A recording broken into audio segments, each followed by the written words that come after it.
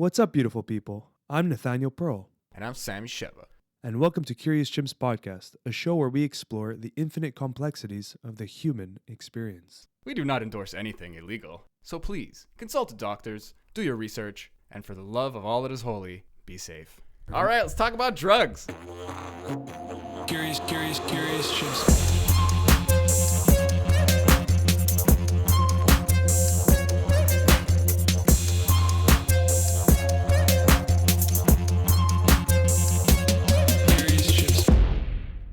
That was when I first met you, man, manifesting your reality.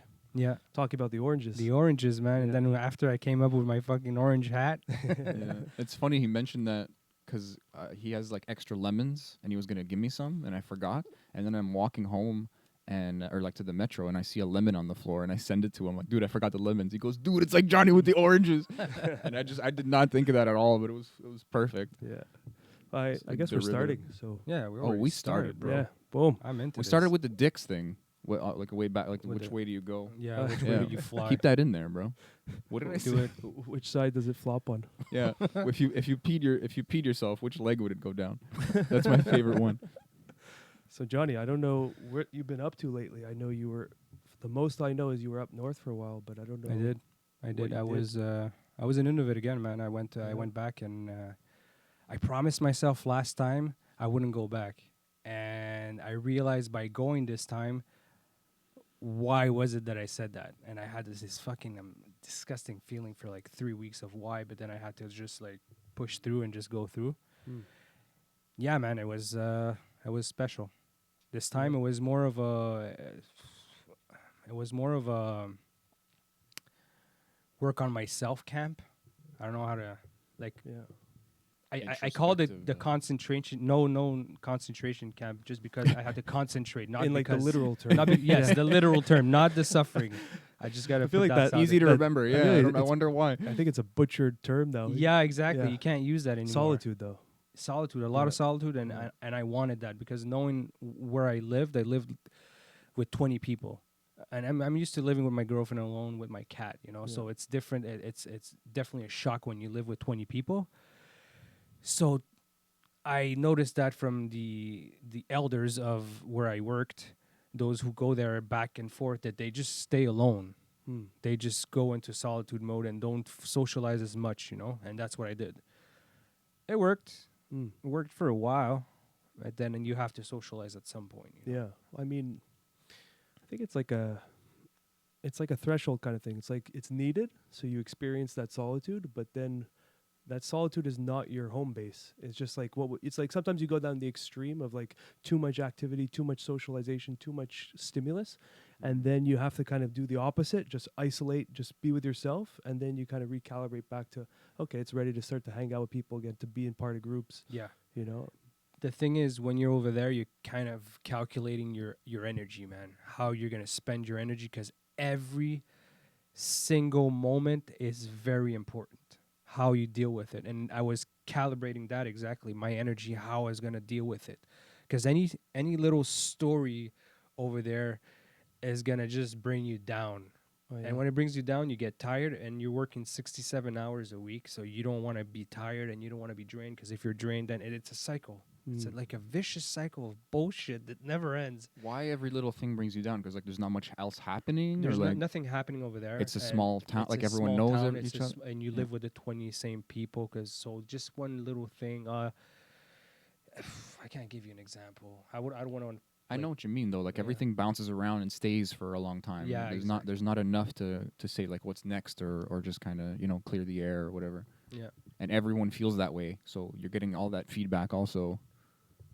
That and a lot of your personalities coming out, and then everybody's like happy in the beginning because they're there to make money. Yeah. They're meeting Sure. new people, so they have that new facade of people like, hi, I just met you, I'm a good person, this that. Yeah. And All then that with bullshit. time, yeah, exactly, it's bullshit, because at afterwards you realize, oh shit, like you're not the person that you said you were when you came in. But the vibes never lie. Yeah. And I kind of stick to that. I stuck to like feeling people's vibes and if I would enjoy it. And I had a blast, man. although that happened, although this energy thing, I was keeping it at a minimum. I had a blast meeting new people and new energies, and I was trying to help as many people as I could. Nice. Yeah. Uh, I vibes are real, man. Like They when you don't lie, sense man. it from someone, you get this kind of feeling. It's not even a judgment. It's just an energy thing. Yep. And I mean, at first you're meeting everyone, so you might have a weird vibe, but you're living with the person, so it's like, you say hi, how's it going, and then you start to slowly see what you felt play out. And I've felt it from someone over there. The moment I met him, it didn't click, and I didn't know why. And after that, I kind of had these recurring dreams of like this guy being the opposite of me trying to do good, and this guy trying to do bad. And I was like having these dreams of even him being the devil, like looking through my soul and trying to convince me that I'm wrong. It's like I saw a quote that said like this person is a person who's trying to pull out the monster in you is actually the monster himself, which is exactly what this guy was doing. He was trying to pull out every single bad. Everybody has a bad side. Everybody can be an asshole if they want. Everybody can be a fuckhead. Are you trying to be a better person or not? And I was trying to do good, like I'm pushing towards that, but it kind of checked me into reality. And I even asked myself, am I a good person or am I faking this? Am I faking me being a good person? But I got signs here and there, man. I got like weird fucking signs coming in. Like, again, you guys knows I'm fucking crazy with the oranges. So I got these weird signs coming in. And I don't know if you saw the movie Cloud Atlas. No, I haven't seen it. It's a movie about reincarnation. And the person who reincarnates in different times in history has this birthmark of it's like a shooting star. I think I told you this. I've seen it. Yeah, It's a great this movie's amazing. And I actually over there I was working and it was so cold that I was putting a lock back, but I didn't have gloves, so I was trying to do it like because it's fucking so cold that it's hot, right? You can't touch it, and I burnt myself with it, and it actually give the imprint of that shooting star, and I'm like. I just looked up and said thanks to my sister. I talked to her and I say thanks so much, and I was kind of the sign that I needed just to refocus back on what you're. These things show up, man. These signs, sometimes in the most subtle way.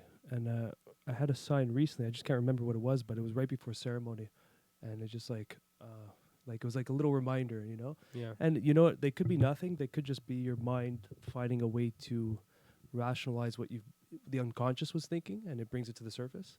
Whatever it is, it's nice to have these kind of moments that are just like checkpoints. If it works, it works. I think it's all three. I think sometimes you're just picking up on something coincidentally. I think sometimes there's everything all the time is kind of coming at you, and then you're filtering out what you've been thinking about or what's been on your mind, consciously or unconsciously. And then I think the third thing is legit. Sometimes the universe comes out and fucking slaps you in the face. Yeah. Like I've just seen it too many times in my life where it's like, hey, this is like a clear coincidence is just not the word, And it's like you can say whatever about it. They might fall in those first two categories still, But at the end of the day, you're having an experience, and then how you interpret that and how you use it. You don't have to go and preach like, the universe is some kind of magical consciousness that is talking to me directly, and you have if someone doesn't understand or play with these ideas, they're going to think you're fucking nuts. Exactly. So there's no point in defending it, but it's really just what you do with the information. I just want you can't waste try your to time. convince people of this if they don't, like someone explained to me over there, like if you don't have the tools to deal with it, if the person doesn't have the tools to deal with it, they won't be able to deal with it. You can't see it. If you don't understand something first, you won't be able to see it. And that's kind of what we're talking about. You start having these new ways of thinking, and the universe starts talking to you in a new way. So it's all the same idea. It's like you if you don't line up to it, it's not gonna. Basically, you have to be listening, and you one way or the other. Yeah, you have to. You got to pick up on it. Yeah, you have to pick up on what you want, and when you go towards that, it's just gonna come to you with these little signs. These people you meet. Sometimes it's just people. I've done this in my life many times where I've asked, like, I want to be with surrounded by musicians. I want to jam. And 2 weeks later, what do you know? I'm fucking jamming with people and having a good time, and I'm smiling again on the guitar and just having a good time. So yeah. I think you're right though, Sammy. It's all those combined. Yes. Sorry. It's all those combined because those like he had that mindset. I wanted to jam with musicians, right? Mm. So then there's subtle things in your life that are shifting into that direction, consciously, unconsciously, but that's the direction you're kind of heading because it's like it's a real want. So you're manifesting it energetically, but also in your decisions. And then the end goal is that. So it's like all these metaphysical, physical things are all coming into play. And that's important too, what you just said, the decisions you take. Because I went over there to Nunavut to make money. I'm not gonna lie about it. I went there for a goal, a monetary goal. And you know what? I had an amount in my head, which was whatever. When I start to work and realize what am I going to spend, what am I going to do, this, that, I start to a more realistic amount. And then I realized that the choice that I made was to be in that position, to work and sacrifice a lot to be in a position. So that choices you're saying is the work you have to do. You have to put in work. It doesn't come out of nowhere. And I'll tell you something, I came in $400 short of the amount that was supposed to come. So it worked for me. It worked. Yeah. But I realized that I can't just imagine and say, hey, I want this amount of money and it's gonna come. No, you have to fucking work. Put the work. Put the energy towards that, and it will work. A lot of people forget that detail. It's important, man. I've said this a million times. I'm sure you've both heard me say it. It's a quote from Picasso. Inspiration exists, but it must find you working. So it's like this act of working. Yeah, I love that. Yeah, like you're tuning yourself, your life, your body and mind, whatever, your something, the room you're in, the desk where you work. It all takes the shape of what can accept the inspiration. So if you can transpose it to what you're talking about. Yeah. And it's funny because it makes me think about like manifestation in this kind of more general or very spiritual and almost magical sense, where it's like there is as you get, let's say, better at it, I feel like I can talk to people. There's two camps, if you will. This concentration camp thing came in my head. There's two camps. Again, literally. Yeah. There's two camps. There's two schools where it's like you start just in terms of making goals, especially if you're someone who's not good at it or used to it yet. It's good to start bringing a lot of realism into that, like you were talking about. As you went into the situation, you shaped it more to reality, and then manifestation becomes more like easier and more attainable. So then it's like the other camp is like, no, man, ask and receive. Like the world, the universe, whatever is listening, and it's about intentionality and it's about blah blah blah. But it's like, I know, but I make that face too because we haven't seen it. But as we go, we are seeing it more and more. But it's because we're putting in the work. Because of the choices we're taking. It's all And the It intention. comes back to the choice. Yeah, it's this triangle of like, you need to do stuff. You can't just sit on your ass and things will come to you. No, but that's what they're trying to sell now. They're trying to sell these books like The Secret. Well, just think about it, manifest. Well, that now you- it's like old Well, at this point, yeah. You know, You saw the Dave Chappelle bit on that one? Yeah. The mashed potatoes. just You think see- of some mashed He's potatoes. like, the secret, what fucking secret? He's like, go to starving kid in Africa and be like, you just need to visualize some mashed potatoes and gravy. Ah, bitch, you're killing me. He's like, stop, you're killing me. I butchered it, but it's That's funny. everyone Google Dave Chappelle's bit on The Secret. It's such a classic.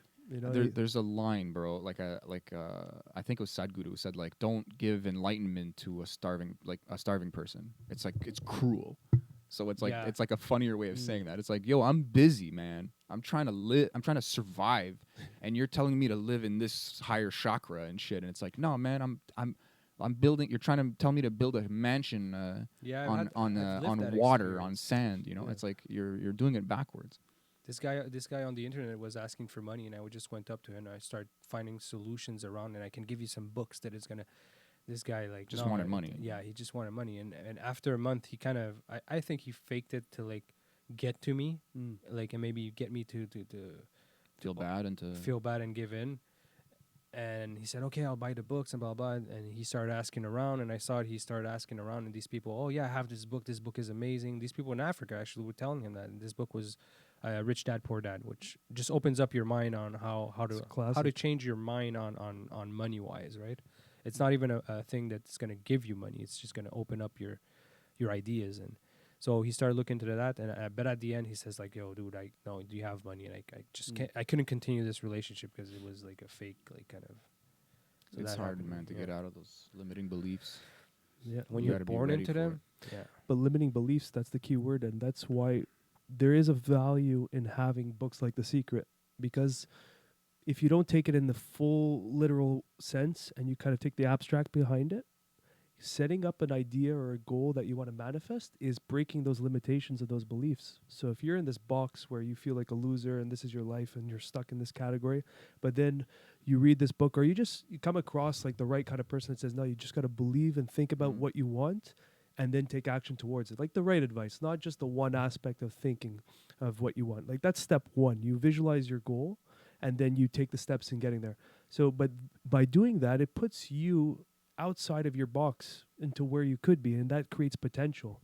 And when you have potential, that's like a fucking like a fuel behind your ass that can help you forward. Yeah. You know, and it's sometimes you feel stuck, man, and just the right thing comes your way and you can see yourself becoming something else. And that can Like- get a lot of people out of it. This is like that cacophony shit that we always used to talk about. You know, like you know, a lot of times, unfortunately, it's tragedy for people in their lives, but like you can have something strange happen just in your day or something funny or just something new that might not necessarily be bad in your life, you know, like, I don't know, COVID, like, I don't know, like a lot of people didn't suffer, you know, it was just weird, you know, Yeah. a lot of people did whatever. I'm, you know, that's another conversation, but Please, yes. yeah, just the idea that your life gets shooken up a little, and then like you said it perfect. That was Paul Selig books. They don't stop talking about that. They talk about this. It's like you're trying to say no to the past as a way to live because it's just information. It's not happening anymore. You continuing that is your choice, and that's locking in potential. Literally, you're just like shooting yourself in the foot, and it's like you That's release it. that potential, and And now then it's you- like you have all this life clay It to is. shape. Go ahead. No, Sorry. because when you have that sense and you're stuck in that and you don't think there's potential, you're kind of feeding this box and it's getting stronger and stronger. And then when you start to understand that there is potential, you're poking holes in that box. And look, I went through some shit in the past few months. I don't talk about a lot of stuff, but You're a like volt, bro. yeah, it is, and it serves Vault. me, and it also serves against me. So it's just something I work with. You know, I keep everything in and I internalize it. But I was walking down the street with Lily like a week ago. I think no, right after ceremony, and I had a dialogue with myself, and it was like, okay, are you happy right now? And then I was answering it. I'm like, no. Okay, so how could you be happier? I started asking myself these kind of like, not who I am, but like a solution to what I'm feeling. Like, if you can visualize a solution, how would it look? You were asking mind-opening questions. Yes. Like questions that would oblige you to actually have an answer, to open up another answer, and then you go Exactly. deeper. Yeah. Literally then- reaching outside the box. like, Yes. Yeah. And that's when you do that, it's say, okay, I'm not that happy right now. Okay, so why are you not happy? Okay, why do you do this habit? Oh, because I'm this. Is it really because of that? Or why? And then if you change the habit, how would your life look? So then I'm just like, oh, shit. And so I had all these crazy. Systematic question. Yeah. It just, and it might have been the ayahuasca just lingering inside, you I'm know? sure, dude. I'm sure it helps. Yeah, and then so much growth happened in that 30-minute walk with Lily because now I'm visualizing this Nate in a different box with the potential behind it of all those questions answered and where he'll be. And it was just like, oh, fuck, that could exist. You can do that. And sometimes you just get stuck in your own mind I and your get own... stuck in fear, man. Yeah. I was watching comedians talk yesterday, and I pictured myself. Hey, why not? You know, why not try that? And I was like, the fear came in. I just started thinking of what could go wrong, and it was why. As a musician, I don't think that. I think like, oh, let's push through. Let's go on stage and fucking play music in front of people because that's what I love. And then, but when it's the unknown, I feel like it's just fear comes in. The whatnots are easier to find than the pleasures behind it because you haven't felt it in some sense. Yeah, that Ido Portal mentality, man, of get to the thing, get to the bad, get to the thing where you suck. As soon as you're good at something, let it go and move on. I mean, you know, not every time, obviously, if you want to reach like levels of mastery. Yeah. I remember Max is probably listening. What's up, Max? Max, we love you. He just told me this once and it blew my mind.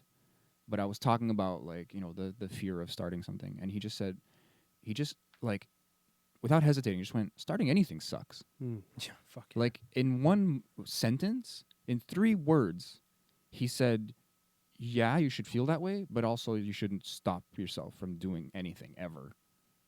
Like this is a universal thing. Yeah. So, but I, I've seen you start shit and be not or like, not let the fear stop you, but everyone goes through that, I guess. Yeah. And when something's new and the more you care, the more you admire the people who do it, the worse you're gonna, the more resistance there is. Oh, it's bad. It's a game, dude. It's a finger trap. I was over there and I dealt with a guy. I think he came from some prestigious fucking university and in music. And I sat down for like the month and a half that I was there. Everybody would like listen to me because I would play my guitar on Sunday nights. It was my day off. I would play guitar.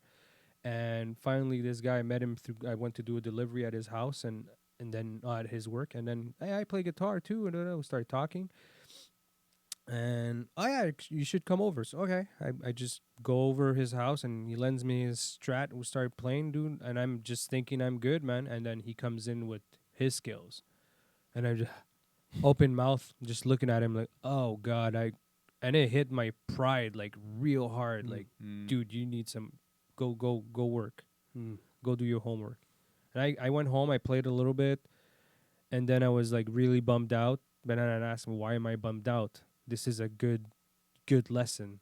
Work hard and you'll get to that level. And that's what people, I think, forget. That's necessary, man. That's necessary to be like punched in the face by life with other people's skills. It's very important. I think it's also important to change your relationship with how you go about that. So if that, like, that's what I love about martial arts is because when you're the best in the room, it's either time to switch rooms or switch teams or whatever. And in jiu-jitsu, for example, it's so hard to be the best because everyone's coming at you and everyone's just getting better. But when you're constantly getting beaten down, whether it's in music, you see someone's better than you, it just smashes your ego down. It's equivalent of someone just defeating you, right? It's the same feeling. But if you can switch the lens to like inspiration and motivation, it amplifies everything you do because now instead of taking it in as a pain, it comes in as fuel. Yeah. And it's and information. Yes. You're learning. Yeah, exactly. And then now your brain is moving in all these new patterns. You're literally out of that box into a new box. Yeah. And You have to take it as a lesson. Yes. Everything. I won't say it enough in my life, and people heard me say that. Everything is a lesson. Everything. That's I it. think the resistance for me personally, it's guilt because it's like accumulation of the times I knew I should have been practicing or something like that. You're like I could have been better now. I wouldn't have had to feel this moment of like ego challenge. So and then and then focusing on that guilt, it's literally the energy you should be taking to practice and to learn from this person who's better than you. It's like when people say like people who are confident don't think about confidence, they just are. You're not thinking, okay, I lost, or like, okay, how can I win this? You just switch the narrative to like, wow, that guy's really good. What is he doing? Yeah. What is that? Yeah. And Well, you have that become choice. curious. Again, you have that choice of switching to that or not. Yeah, But I think you that do, man. guilt is also a form of limiting beliefs. It's Totally. Yeah. Exactly. Yeah. It's a human- choice. Yeah, it's yeah, exactly just yeah, like you yeah. said. You It's can a literally jump fear-based, into yeah. another box or jump out of that box or whatever. It's just weird how we do that. Those We mechanisms. react to that directly. What is the evolutionary purpose of that? I try to figure out that negative voice we all have. What is it serving? What is that? I think it's a faulty mechanism. I don't think it's faulty at all. I think it's part of the process that you have to go through darkness to find the light. So if you go through that darkness and find that, okay, this is hard for me. And then wait, how can I learn from this? Then you go through the darkness real quick and you get out and then you learn something from it. It comes down to the lesson again. It's not a faulty. So you it's, think it's, we it's evolved? it's to make you realize shit. You think we evolved with that kind of negative that. background voice our whole evolution? Because if now, you think about it's it, more of a society thing, right? How can you use that But we're into social- a like prehistoric way is the question. but we were social from the start, tribal, and it's always those examples of one chimp, one monkey decided to just go a little bit further on the branch, grab the fruits, and the other ones didn't, and then he got the mating from the females, and that's how it kind of progressed those genes. And it's Yeah. just like we all push the needles forward. So maybe that voice, I don't know the evolutionary purpose behind it. I don't know how it developed, but I think it's there for us to overcome. You know what I mean? Yeah. It's there to help us, give us that desire to yeah. propel forward. It's Yeah. you know what I I mean? never It's, thought about it like in like our evolutionary yeah, 'cause- stance, like we're yeah, how because I was thinking about it since ceremony that we all have these negative narratives in our mind. It's just like our go-to almost from everyone. Everyone talks about their internal critic is like the worst critic. I haven't met someone who said they're super kind to themselves in their mind, and if they are, they're lying. nah, bro. You know, so there has to be a reason why that Lies to carried. deceive. Yeah, there has to be a reason why that carried with us, and I think it's just like social beings. We're just hard on ourselves to propel us to take that next step forward. I do. I mean, that's why I totally agree with you. I take back what I said. I don't see it as faulty anymore. You know, it's an avenue for growth. But I do feel like it clashes with society. Like I have these boxes I'm playing with already thinking about it. And there is this idea that we're social and there's this deep evolutionary need to be accepted. So one way or the other we internalize, you know, this is an obvious thing for people as well, that in general we internalize negativity more because we have this kind of protective instinct. So it's like, you know, if you'll remember like where you found the food or the water or whatever, but you will never forget where the lion attacked you or whatever the fuck. Like trauma, there's no good side of trauma in that sense. There is catharsis from trauma, but there isn't like this deep ingrained memory of the good things. And I kind of experienced that in my life as well. But maybe this is a self-fulfilling prophecy. I don't know. I don't know the potential of humanity. I'm not a fucking evolutionary biologist or whatever. But there is this language as well, you know, just this like taught way of thinking and being that is a huge box, I think, for everybody. And there's a lot of parts of the world maybe where it's very different or less, and there's people rarely, very rarely, who are not so much like that. And one way or the other, even if they're not their worst critic, they still have darkness in their life that they have to go through that's going to help them grow. For sure. So that's just ubiquitous. Like you're so on point with that. But I read from psychologists that internal voice where we always punish ourselves actually comes from our parents who told us no when we did something wrong or we did. Well, it depends who raised you, but like who raised you? Like if you did something wrong or good, they would punish you, or you know what I mean. Yeah. And then you would internalize that voice when you do something bad. You're such an idiot. That's the first line that comes out. Yeah. And you'll even catch me saying that. And some guy over there told me, no, man, you're not an idiot. You made a mistake. Recalculate. Yeah, it's like, whoa, don't be so harsh, man. Like exactly. you're talking, but you don't realize you're listening. Yeah. You know, like your body, your mind, like you're talking to yourself. And exactly. a lot of people. Sorry, I didn't want to. No. Go ahead. I was just gonna say, because you know, it's not to blame our parents. Everyone's doing the best they can, one way or the other. You know, you have to see it that way eventually. But some people are just more sensitive than others. You know, I look at my family and I see how they had to figure it out with my brother, and my brother's a tough dude, like just naturally. Not to take away from his effort and his ability to learn, but he does have like that edge, let's say, or that characteristic. Whereas I internalize shit. So whatever they did with my brother, they tried with me, and it you know, whatever.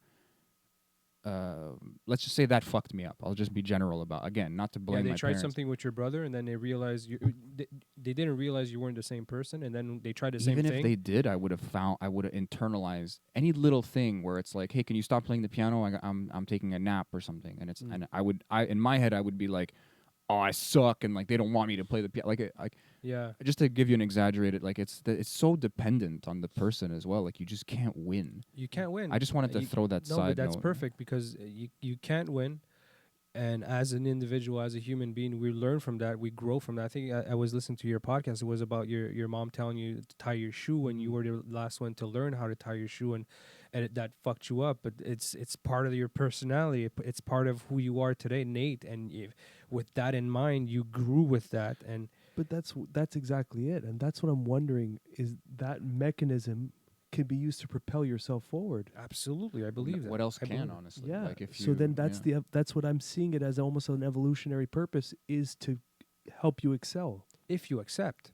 But that's your journey. That's the journey, is to overcome A lot of your people inner are demons. sleeping, man. A lot of people are.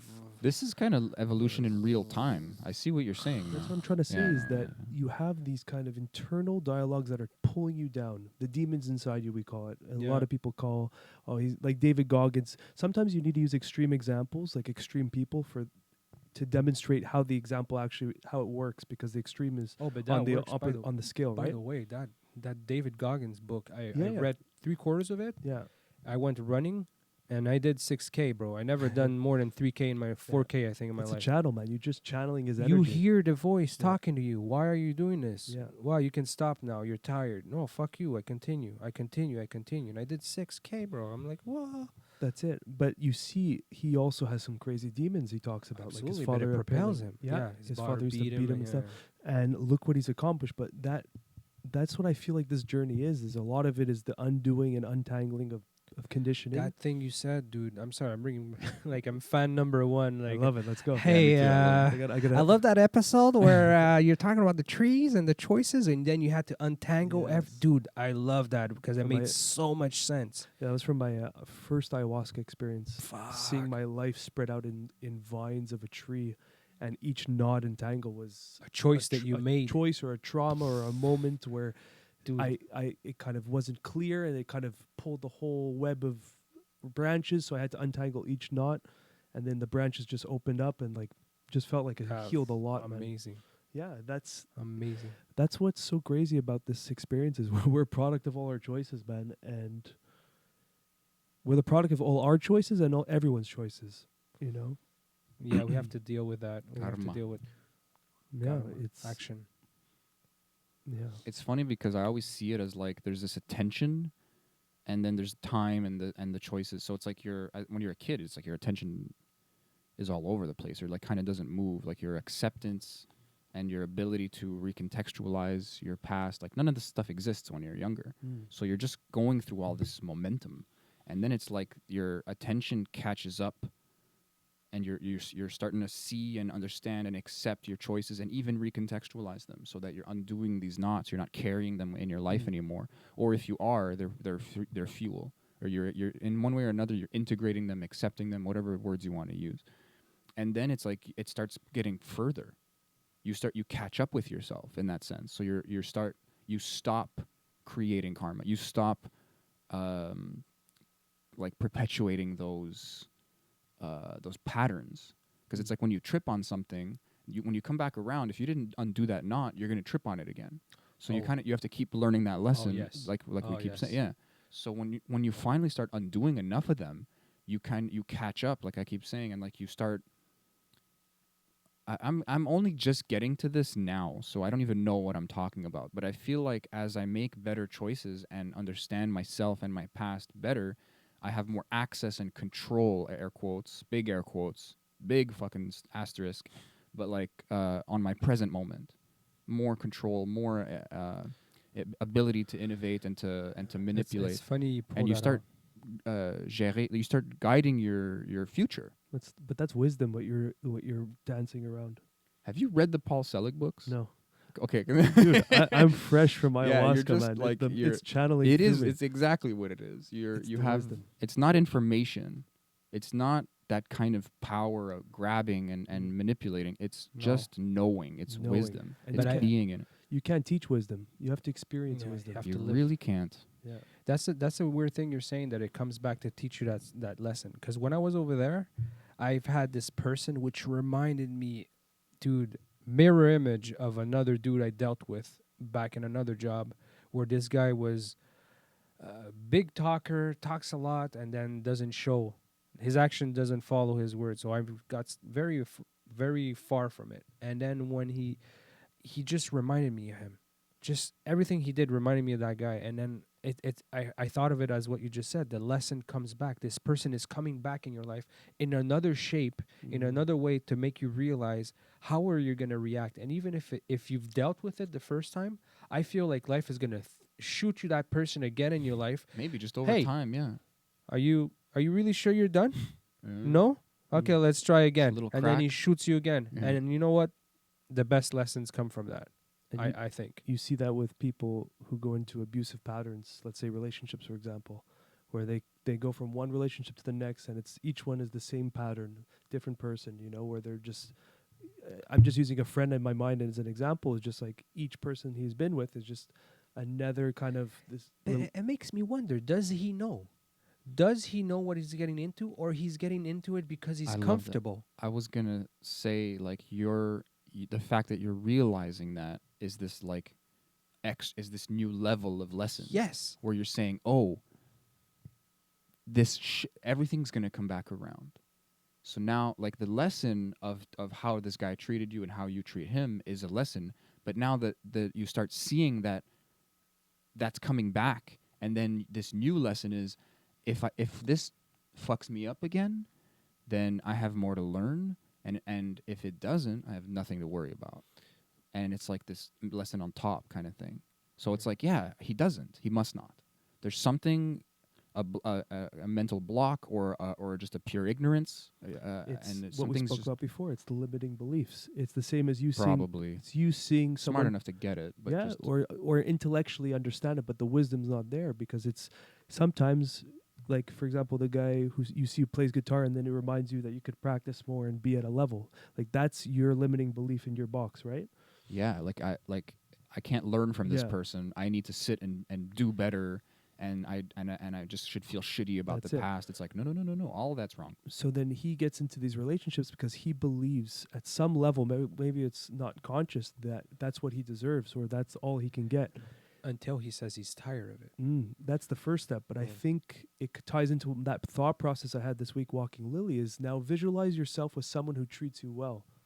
Okay, that exists. Okay, how would you feel? And then these are the things that take you out of your limited box and creating new boxes. And I think that's how you get about it. That's a lack of ignorance on your part because you understand the value of that. To give yourself that space somewhere in your body of like, hey, where can I build literally a space, like a keyhole almost. Like you're starting to carve out this possibility just by thinking about it, trying to visualize it, talk about asking yourself the questions, just feeling around. What would make me feel differently? That's the thing that gives you power, gives us power because...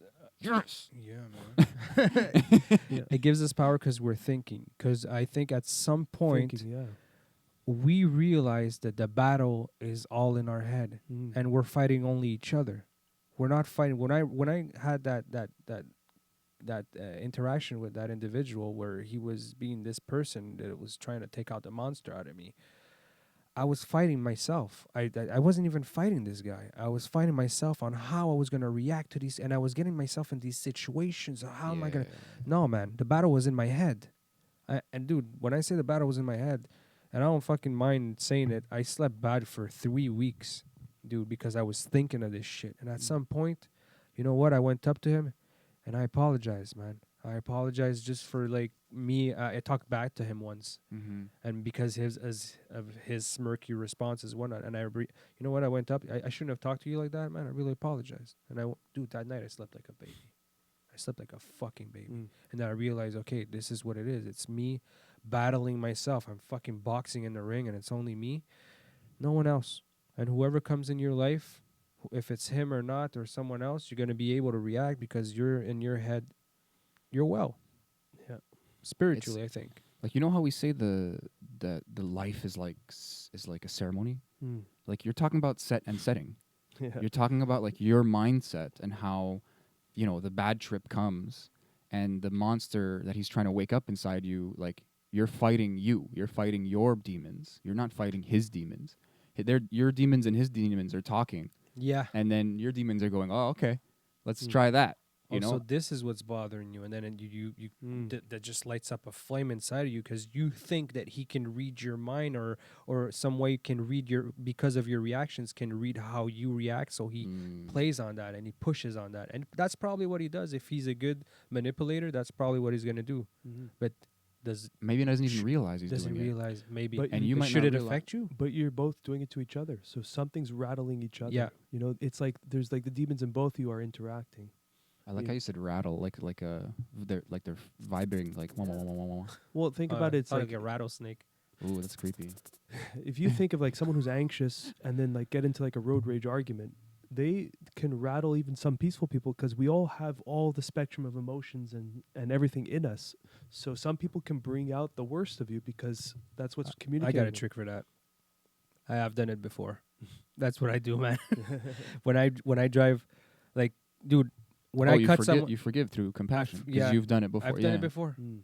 I get And you. some people come to my window and start screaming, and I put down the window. I use my customer service voice. I'm like, sorry, man, you probably done it before too, and because they were expecting a fuck you, man, and this and that. And dude, I have this fucking funny story about that. I was driving back then, and it's kind of a racist story, but it's fucking hilarious. So I'm driving, right, and this guy's in front of me. I'm on. Is this the story you're gonna tell me in the car? Yeah. Okay. I was gonna tell you. I'm on Saint Denis and Jean Talon. And this guy has to turn right, and we're all waiting to turn right. So I'm honking at the guy, not knowing that there's pedestrians passing. I'm with my friend, his girlfriend in the back, and he's pissed off. I see it in his car in front. And, there's fucking people passing. What the fuck? And then we cross, we turn, and then I'm here, and he's there, and he puts down his window. I said, "Couldn't you fucking see there was fucking pedestrians?" No, I'm gonna tell you, in English, okay? "Couldn't you fucking see there was pedestrians?" And I just turned down my window and said, "I'm so sorry, sir. It passed. I did not see the person was there. Then when I really apologize." And he was kept insulting me. And he said, "You should go back to your fucking country. Go back to your fucking country. You don't know how to fucking drive." And then I just turned around and I said, "Would it be better if I fucking started talking like that, boy?" And then he just fucking looked at me. Oh my God. They freaked out. And then he didn't have nothing to say and tried to attack me. And then say like, "Oh, you stole your car, huh? You stole." And I just said, "You just saying that because it's nice, boy." And I just fucking, just drove off. You sounded like that. Sounded like a Chinese accent though. Like, what the fuck are you doing? I don't even know what you're doing. I love when that happens though. When someone gets, well, I mean, it's love is the wrong word, but when someone gets so upset, You're loving it now. yeah. But when But on the moment, man. but when they're just so much pain firing up inside them that they have to resort to bringing you down as a person. Yeah, but you can see that doesn't affect. If Yeah, you and understand when where it he's doesn't, coming when from, it doesn't affect you, Yeah. it's just it's like worse for them. they have nothing. Then Yeah. it's like But their power is completely relinquished. Yeah. You know, but that's when you. It's like a blow-off valve. Mhm. Like well, I don't mean to keep being meta, but like, we've all done that too. We've all freaked out at people as well. Like, but it's like you just like you don't pick it up. Yeah. They put it down and they go fucking blah, and you're like, "Nah, I'm good." And they're like, "What do you mean?" Like, there's no Take it. It doesn't go anywhere. Take it, please. But then but they still blow it off. Anyway, I didn't want to interrupt you though. I just had that visualization. Sorry, man. No, it's Sorry, that's spot man. on. But it reminds me of this Instagram video, like this American dude. I'm just calling him American because he had like a heavy accent, so he was probably American. Talk like this. And him and his wife were in the car, and this guy just appeared, at least in the 20-second Instagram clip, that he's super unconscious in his actions, and he's just yelling at this cop that he flipped off that was giving him a ticket. And he like pushed the cop and kept driving. And then he was on the phone with his friends like, "I fucking pushed that cop, man. The cop came at me. I pushed him. Fuck him. He's a pussy." Just all the bad words you could think of, And then just driving, and then the cop pulls him over again with the gun out. Like, "Get the fuck out of the car. Get out of the car." And then the guy switched from this tough guy act to, "Oh my God, they're arresting me. Oh my God, they're arresting me." And then just like literally breaks down into like, "Oh, sir, I'm sorry, sir." Like just panic mode. And I realized it's just, that's the illusion he's conditioned himself under. Such a defense, such a protection of the inner child. And then, what's the best part is that I told my friend, because he said it to me, I'm like, that 4 seconds of the freak out was him. That's who he really is. Yeah. Strip away everything. That's who he is. And it was this scared child that never really It's like when progressed. we're coming in, someone honked behind me. And when people honk, I just honk. Yeah. I don't care if it's for me or not. I just fucking honk. Oh, that dude who he was so like This guy turns around and looks at me. scared but ready to Was be like- angry. Like, it's He hard to explain. I It was wasn't like, sure. Like, he was like, "What's going on?" and going he on? wasn't too sure. And then just look, "Don't worry, bro. It's not about you." And then I just passed. "Have a good day." And I just left. And I wanted to ask you, like, what kind of face did he make, kind of thing. I made I don't know. I had it on the moment. Perfect. I Either pinned it on the way- moment, but Either way, yeah, like you give him. Hopefully, you didn't take it like sarcastically, but you never know, right? yeah, with me. Well, your tone it needs some work, bro. But I like, I was intending like, "Hey man, have a good day." Yeah, but you're in the car, you're yelling. Yeah, It's like either way, even if you had the best intention and the best tone, he might be like, "Yo, fuck that guy who would tell me have a nice day. Fuck you, bro." Like it's like dude, insecurities would yeah, kick like- in, and maybe he was joking, maybe not. Like why are we taking real estate in your head anymore? Like it's that whole thing about waking up the monster in you that we talked about before. It's like Talking it's- about racist in the car, what the guy did to me, I actually lived that in Nunavut. I lived real racism. Like I've got called like the N word a lot, but like I lived it as like I didn't know what the fuck I did, and this guy just hated me from the moment I met him, and I just had this vibe. This guy's a racist, and it made me question too. Like, what do you do with these people? What do you do with these people? And I had this dream where it explained these people don't need you to hate them. They need more love. That's all. you have this very intuitive dream state. Oh, dude, definitely. Dude, these dreams come and talk to me.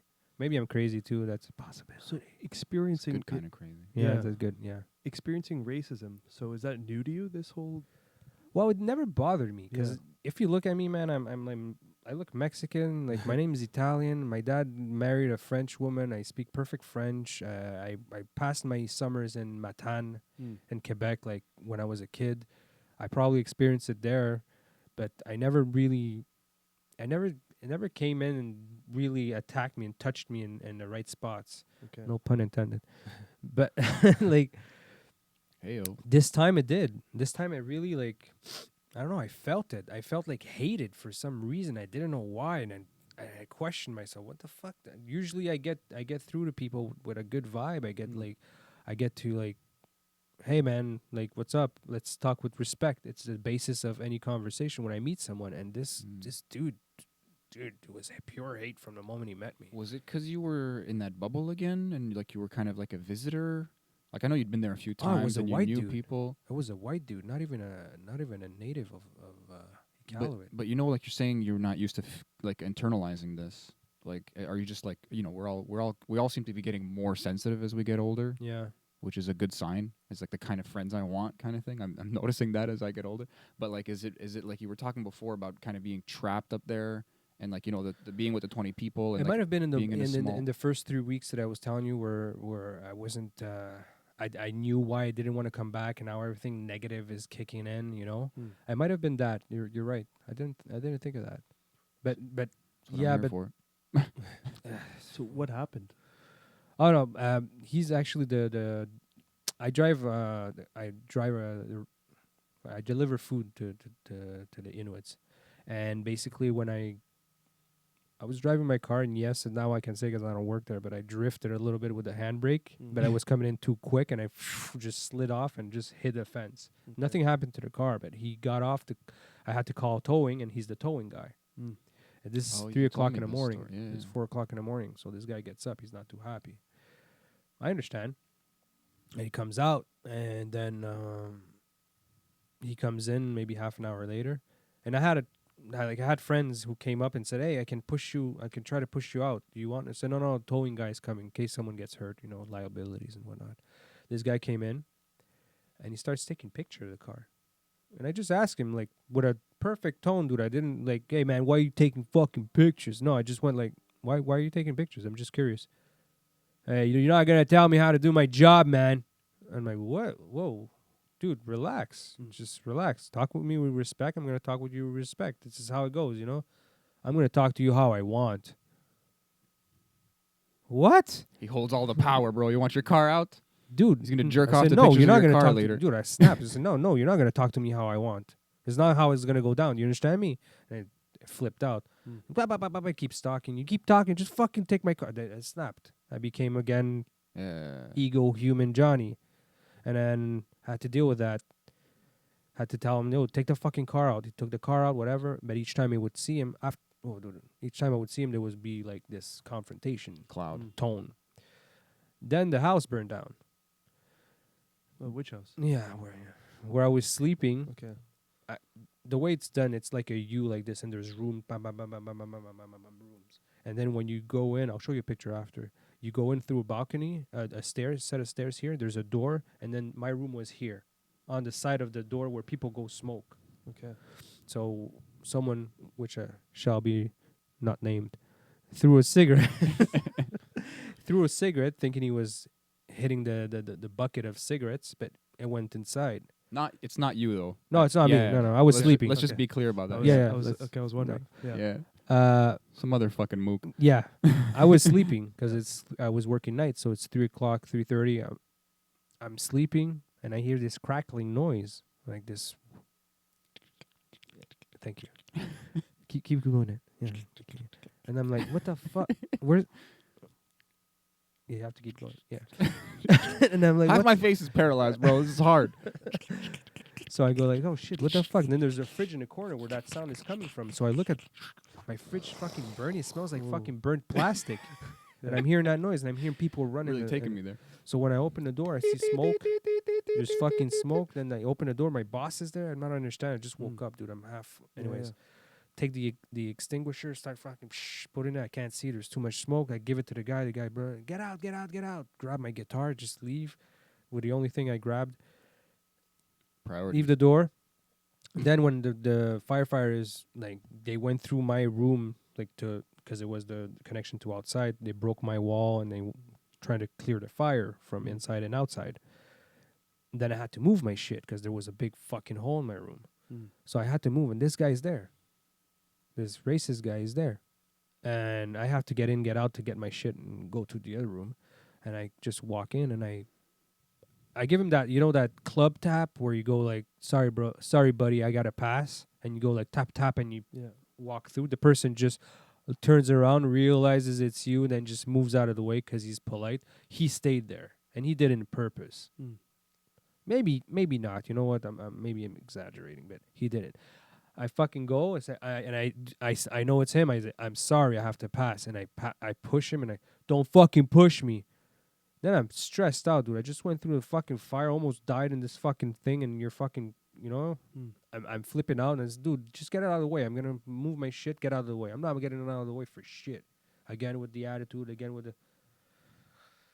That's all. A fucking big scream, almost fight. This guy is like, I'm gonna fucking fight you outside. Let's go outside, bitch. You keep talking. Let's go, bro. What are you gonna do? You gonna fucking rinse me? That's all you're gonna do. You're gonna fucking give me and I just freak out. I don't, dude. I got in thousands of fights.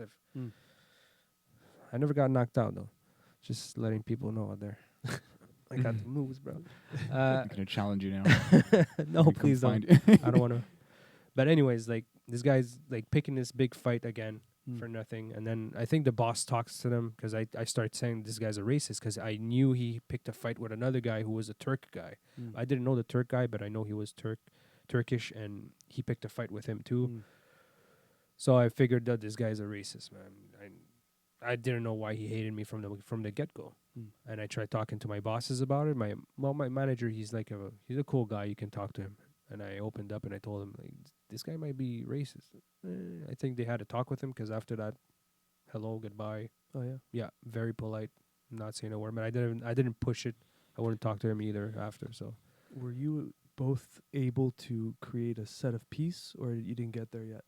Oh, we got there. Yeah. At the end, I don't know what happened. Probably this male ego thing that kicked in where everybody, the dust settled. We just, you know what? I'm not pushing you. You're not pushing me. I'm not trying to prove something. You're not going to try to prove. Maybe he realized I wasn't like a 25-year-old like I look. Like maybe I'm wiser. And it came to terms. Hey, Mario, how are you doing? And this, that. And it was perfect. From there, we didn't talk, but it was the politeness and respect from there is what I needed. I didn't need much more. I didn't want him to suck my dick. I just, dude, just fucking be chill. That's all, you know. Just jerk it off sometimes, man. Yeah. Be a neighbor. I wanted to tell him that you're pissed off helping because hand. you don't fuck enough. That's what I wanted to tell him. Be a helping hand. Literally. You know what's funny? Like, I was hearing you talk, and I was trying to put myself in your shoes, and I'm thinking like, if I were you and I'd be getting angry, like, why is this guy treating me like this, or like, why like, it's almost like, tell me if you guys resonate with this, but it's like, you really just want him to feel good. It's like, dude, don't be like this. You know, like, you know how good you can be. You could be sunk into this like center and be just like giving people love, and it's like, dude, be not like this. Like, why do you gotta ruin the vibe, bro? Like, this kind of simplistic. Dude, I was talking on the phone with my brother at that time, the second time with the fire. And my brother is like, he's a little loose cannon. And he's like, who the fuck is this guy? Just screaming in my ear. So that I'm gonna come over there. Put gas into the situation right now. My brother's in my ear, and I'm talking to this guy. And my brother's there, bro. I got my backup. What's up, man? You know, I'm just. Yeah. But I thought of that. And he said like later on, it's what do you? He actually what I learned from that situation is I had to be in shape.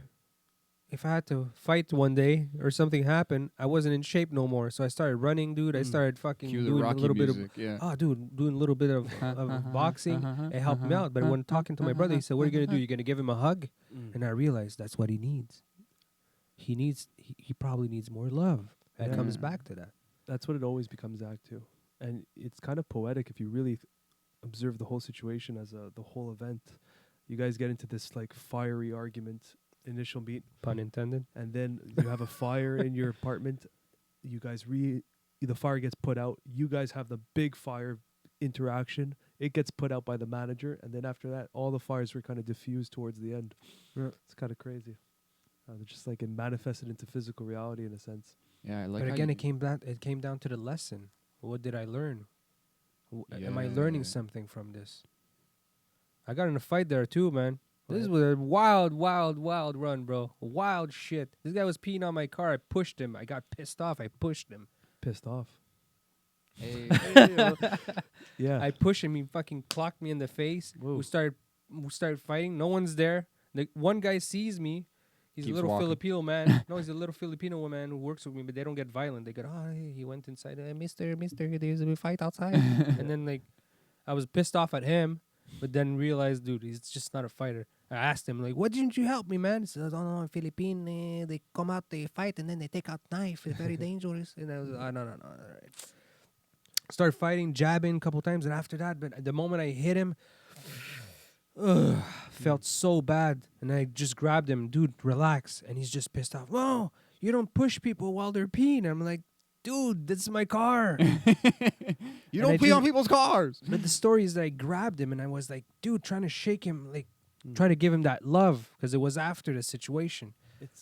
It's interesting that this time around going up, there's a bunch of fights and conflicts that were kind of manifesting in front of you. I'm wondering if what your mindset was going up. Oh, dude. How much of that was you? Yeah. Kind of thing. Oh, dude, We could ask someone that's like a good you. question you're Yeah. asking, because it was kind of a vibe where sacrifice. You want this big amount, you're gonna suffer for it. That's the mindset I had. Not the mindset I had, but the mindset that I was feeling. I was gonna get, if you want this, you're gonna have to suffer, because it's a big amount. And it doesn't come for free. It doesn't come with nothing. It comes with mental strain. It comes with emotional strain. It comes with everything. And everything was included except death. No, death was still there, because I actually thought I was going to die there. Why? How so? I always thought, every time I went there, I keep telling you, like, every time I go there, I think I'm going to die, because it's something new. Now it's not even new, but I still think I'm going to die if I go back. Just in terms of like violence or the area you're in, or just Violent, both. just both, being in unknown territory everything. and unpredictable. Everything. Yeah. We've talked about that before. It's like Yeah. there's some weird irrational feeling when you're just abroad, when you're like when you're not home, and it's like for some reason it's worse to think about. It's like he went to and He died there. and he died there and he never came back kind of thing. It's like the family, like oh no, it's like there's something just innately.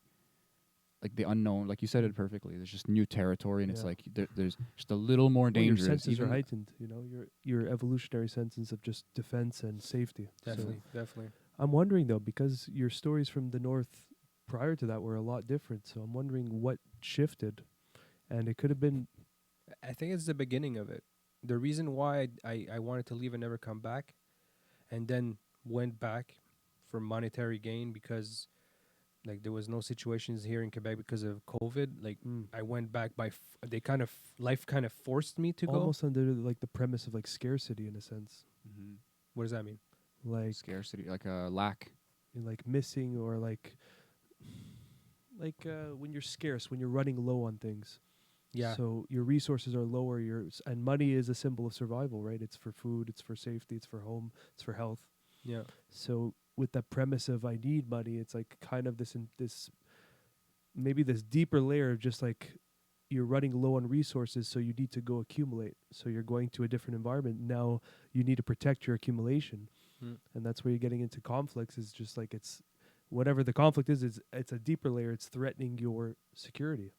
I love this, Yeah. man. I just had this epiphany. It's like boxes, like we talked about. That's a box, Mm. and then you put yourself. There's other boxes in that box, so you think you have choices, but you're in a bigger box. So now you're in this kind of fear game where you're like, I need to go sacrifice. I need to go up north again. I need to go. I need to find my quick cash cow that I like, the devil I know kind of Yeah, thing. yeah. Mm. Yeah, and That it's really crutch. interesting. I call it the crutch because But it's then- nice. It's just- a great word for it. It just sounds like there's fires all around, though. It's just very interesting, and you're a guy who receives a lot of symbols and messages in a sense because you're I in never tune. saw that side of it. The fire side, I never saw it. It's just so poetic that these confrontations arise, and then they had a fire, and your side was burnt. Was anyone else's side burnt? No. It's This just was in your room. It was in my room. That's It's- really intense. I almost wonder. died, bro. So if I would be a hard sleeper, I would have gone. Well, Wow. maybe not. Maybe they would You have got put mu- it you out. may have Smoke got burnt up and inhalation's a shit. killer. Yeah, man. exactly. Yeah, you could have Yeah, got damaged for sure. Yeah. It's just or burnt, very yeah. interesting because a lot of things are happening, and it's a lot of things based on the premise you went up in. Dude, that- but it makes so much sense now that you're saying that. Because that song I wrote, the new song, is called "The Devil's Watching." Mm. Devil lives in fire, bro. Oh fuck. bro. Oh. Dude, I'm vibe. still ayahuasca speaking. It's not me. Dude, that's not. No, please stay that way, man. Yeah, but It's through you, bro. It's not you. It's through It's you. still there. because when we come back to choices, what we spoke about earlier, it's just the initial choice you said to yourself you would never go back, but you kind of move that line or that barrier just because of choices that you needed to go back for monetary gains, which is important, you know. Yeah. But it's almost like the signs were around you that maybe you weren't supposed to go back, or maybe they're just something you need to work on. I don't know. Oh, there was resistance. Yeah. There was definitely resistance, and I felt it, dude. But the resistance is also, it manifested towards you as well. It wasn't just Yeah. internal resistance. It was confrontations with a few people, and then literally a fucking third party fire that targeted you. Well, Mhm. by chance, but the fact that it kind of manifested to you is crazy. You know what's fun is when you have those synchronicities like that, you think, how did I get here? And then you start finding more sometimes. So it's like, why did you have that room? I chose it. Yeah. But then let's go back for a second. Fuck. Yeah. Why? I was there. That was my previous room when I was there, and I loved it because I was gonna play guitar, and you can hear everything. Fucking, it's cardboard. The walls are Yeah. cardboard, so I didn't want to bother One of your people at rooms the end is of it. outside at least, kind But of thing. dude, but by luck, everybody loved it. Everybody, this music is not aggressive. You're playing, and then nobody ever came to me and told me, "Yo, this is too loud. Stop it." They loved it. So, but that room was That's 15 awesome. because I loved it. It was the coldest room too. But I just want Room to 15? I just want to Yeah. finish that point. Which room? Room Alright, 15. We're 15. looking for signs everywhere now. Oh, you want to hear signs? I got room number 12, but my buddy, which is very spiritual and universal, and I had these deep talks like we have with us, his room number was 11. And we would joke about that because he knows about Hmm. like 11 numbers and Dude, numerology. 5 + 1 is 6. The devil's number, baby. Oh, fuck. But just to Yeah, finish what were my you point, towards the end, you came to these deep realizations that guy needed love, this person needed love to fight and needed a hug. Maybe it was, in a sense, a realization for what you needed. You want a hug, bro? No, I think it's more of a realization of how to Or deal what with is peop- needed. Maybe not what you what you specifically needed, but is what is needed. No, it's how to. I think what I realize is how I react to these people. I'm a very sensitive person, and I never show it. People will never know this, unless they watch this podcast. Fuck, but We'll cut it out. Don't worry. yeah, thanks, man. I think we need to show these sides more, man. All of us. Oh, yeah, no. we It's not- sincerely, not. yeah. I don't agree with that. You if you're in a very egotistical world, you gotta stay. You know what? You Stay can- yourself. You can turn anything into ego bullshit. You know, like stay yourself. I like how you said that. Yeah, It's just stay yourself. You're both right. But I could have deep talks, but not with everybody. Yeah. I could have these deep talks with you guys. Mm. I had a deep talk with a guy over there. That guy was treating him like shit, and he was weaker mentally. I'm not saying this guy is weak. It's just like he had Going through shit. he had a lot of issues mentally to deal with that kind of bullshit, and he didn't do well.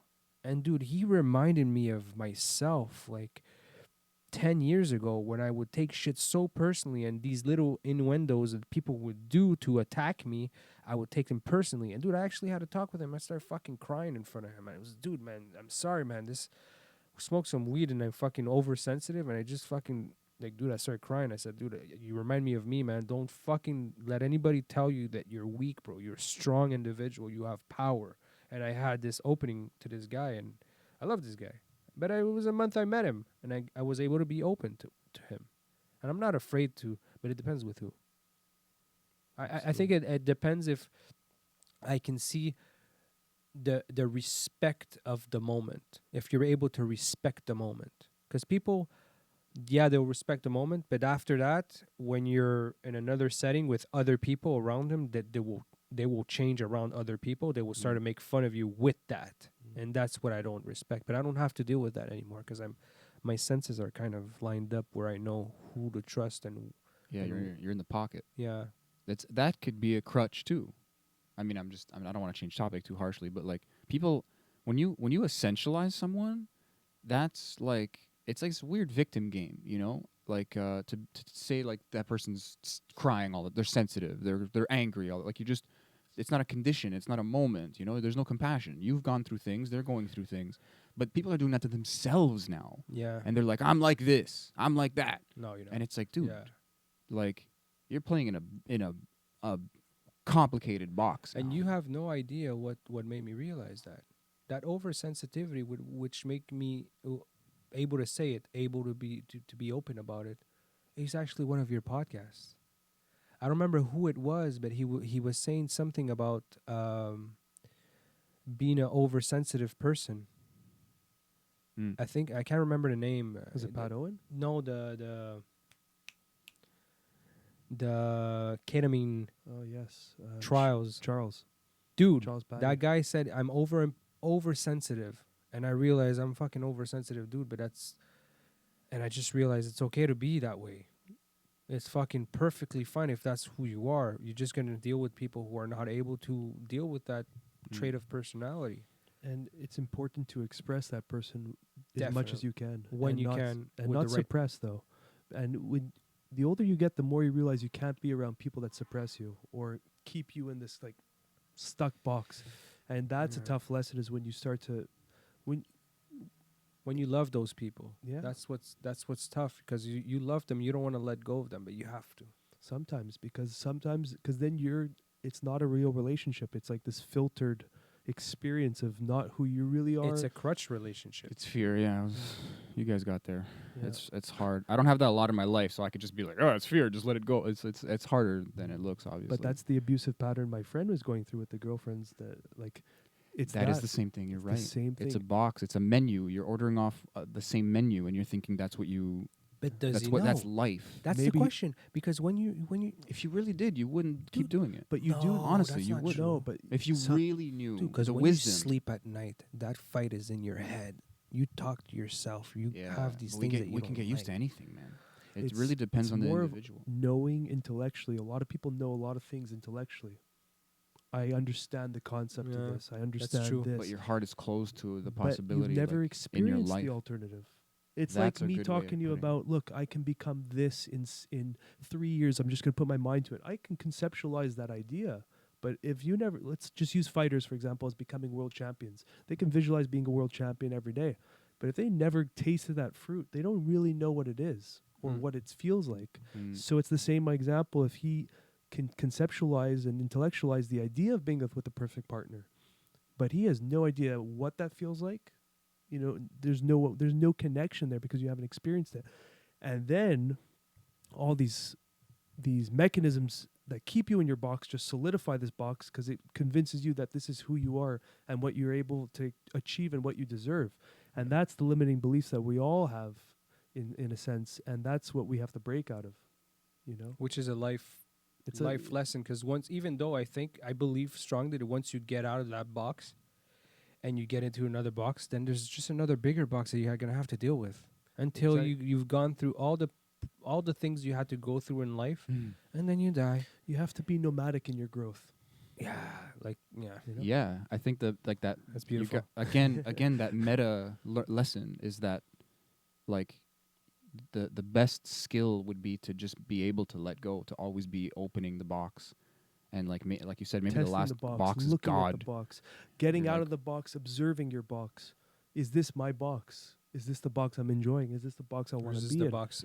And Yeah, that's where yeah. ceremony comes in, and talks like this, Yeah. and meditation, and all these things are taking you out of your current box, allowing you. Like I remember a long time ago, I said to you, this is when you were living at home, and there's things where stresses of life. I think it was in between jobs. And I'm like, dude, you're in the hot pot. Like when you're in a boiling pot, you can't think of anything else but this hot water.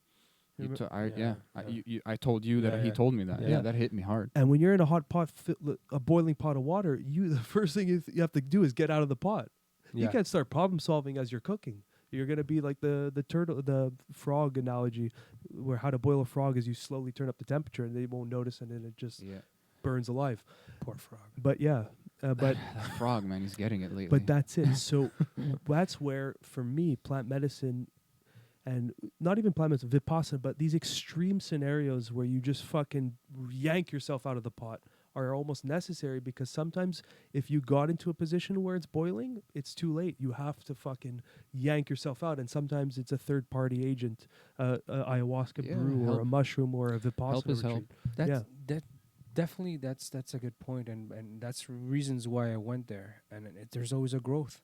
You Yeah. grow exponentially over there. I said it over there to people who were new at this. It's their first time doing it. And I was like, dude, you're gonna grow so much from this. You have no idea. And people, you have to get out of your comfort zone. Yes. Again, it comes back to that. It comes back to getting out, learning from it. What did you learn? Okay, go back. I might start calling it a comfort box. It just We're hits gonna me have to find a harder. name better than that. Concentration camp. Sandbox. No, no, Just keep going. But you know what's interesting is literally. like, yeah, no, when you said that to me, it allowed me to kind of forgive myself. It gave me the ladder to come to like the idea, like that I just need to take this one big step right now. I have to focus on a real problem instead of making all these other things my issue when the root was not being tended to. I just wanted to say that. I don't like, it's kind of it's neither here nor there, but it is still a big point. I think a lot of important people point. are not aware that they're in the boiling pot. People are And sleeping. when you said that, yeah, we're all sleeping on something, and some people are sleeping on fucking everything. They don't see the nose in front of their face, bro. Yeah. But it's like the way you described it was like you're trying to grab stuff, you're trying to fix your life, and it's like you're in this like hurricane. Everything's hot. Yeah, it's like Everything's just hot. get out of the hurricane, like chill, Mm. wait it out, or start walking, but like don't try to build a house in a hurricane. Don't try to make. And that's exactly what yeah. I was doing. And That's it's a like, lot dude, of us, man. you're and if you're measuring yourself, your worth on the house that you can't build, like, bro, you're fucked. It's just gonna collapse over itself. And look, man, that's Oh. a key. That's a key Sandcastle. point. Yeah, that's a key point you Sandcastle. said about forgiveness.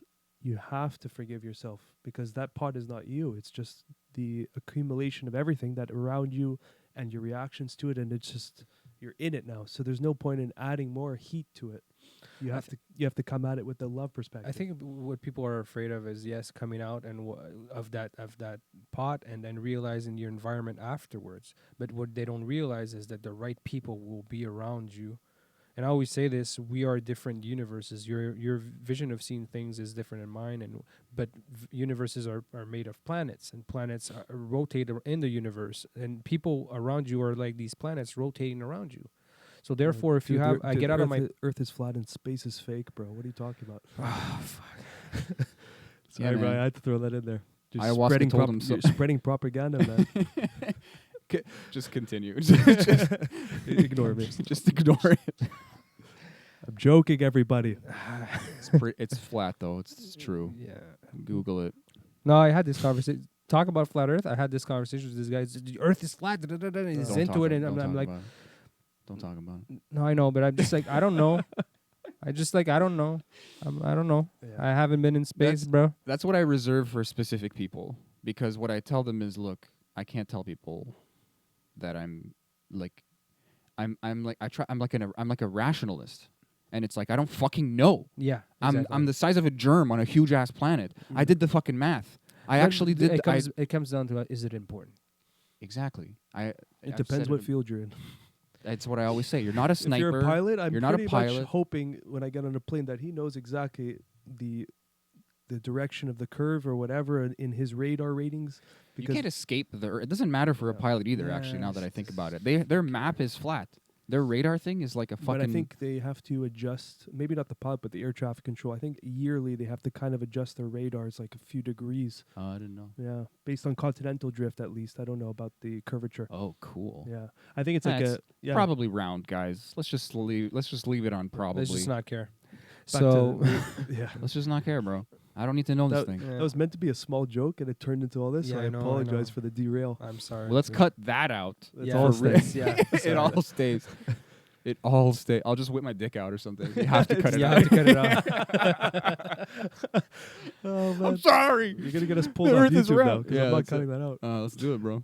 More ratings. Anyway, what were we saying before that? We all our own universes and Yeah, universes and- have and planets yes, and and rotating planets, in it around exactly. the suns. So these people, when we get out of that boiling pot, Mm. what's gonna happen? These people are gonna surround us, and these new people are gonna come around, and that's what. And they're going to basically- tell you how they got out of their boiling pot. That's scary. Exactly. Dude, that's It's very terrifying. scary. Yeah, It's terrifying because it's That's- breaking the old and coming in with the new. but It's- that's where we've been lacking this in our society for such a long time. And that's why we idolize heroic stories. You know, we idolize the movie Harry Potter. We were talking about pre podcast. That story. That's not what we're saying. We're saying how we shouldn't buy shit off Instagram because Instagram yes, always gives you that yeah, butched product. fair point. But And the dick thing, the leaning. Yeah. We had Yeah, some good the- conversation. yeah, We yeah. should've yeah, the Harry recorded. Potter was just a split second. Ron Weasley. But that story, in essence, was a hero's journey. You know, he came from poor, Yeah, came from I abuse, think I know where you're going with this. and then he realized his power, and then the whole series was him overcoming himself, and eventually defeating the one we shall not name, yeah. and then saving the day. So we idolize the concept of the hero, but many of us forget we are the heroes. Many of us, all of us, because we love. I saw this on Facebook. I think everybody loves a good story, like you're saying, like a hero story of a rebel story. But right now, nobody's about to do a rebellion. Everybody stays It's- quiet. You know what I mean? It's a catharsis. That's kind of the problem. Entertainment and story are not But this is- necessarily intertwined. But this is where you get it wrong. It's not about an external hero. The real hero's journey is all an internal battle. Yeah. The internal battle of those demons, of that hate and that pain, of overcoming that. Yeah, it's not be the story in your world. Yeah, yeah, yeah, It's yeah, it's where, it's like how can you be this hero in your life for real? Yes, and then when you It's have not that about some foundation, ideal. we talk about this all the time about because when you really go to your depths of hell, it's foundational work. You know, that's the Literally. yeah. You got to go down there to start Yeah. making a new. It's you're cleaning up the floor Yeah. of you, and That's funny. yeah, that's deep.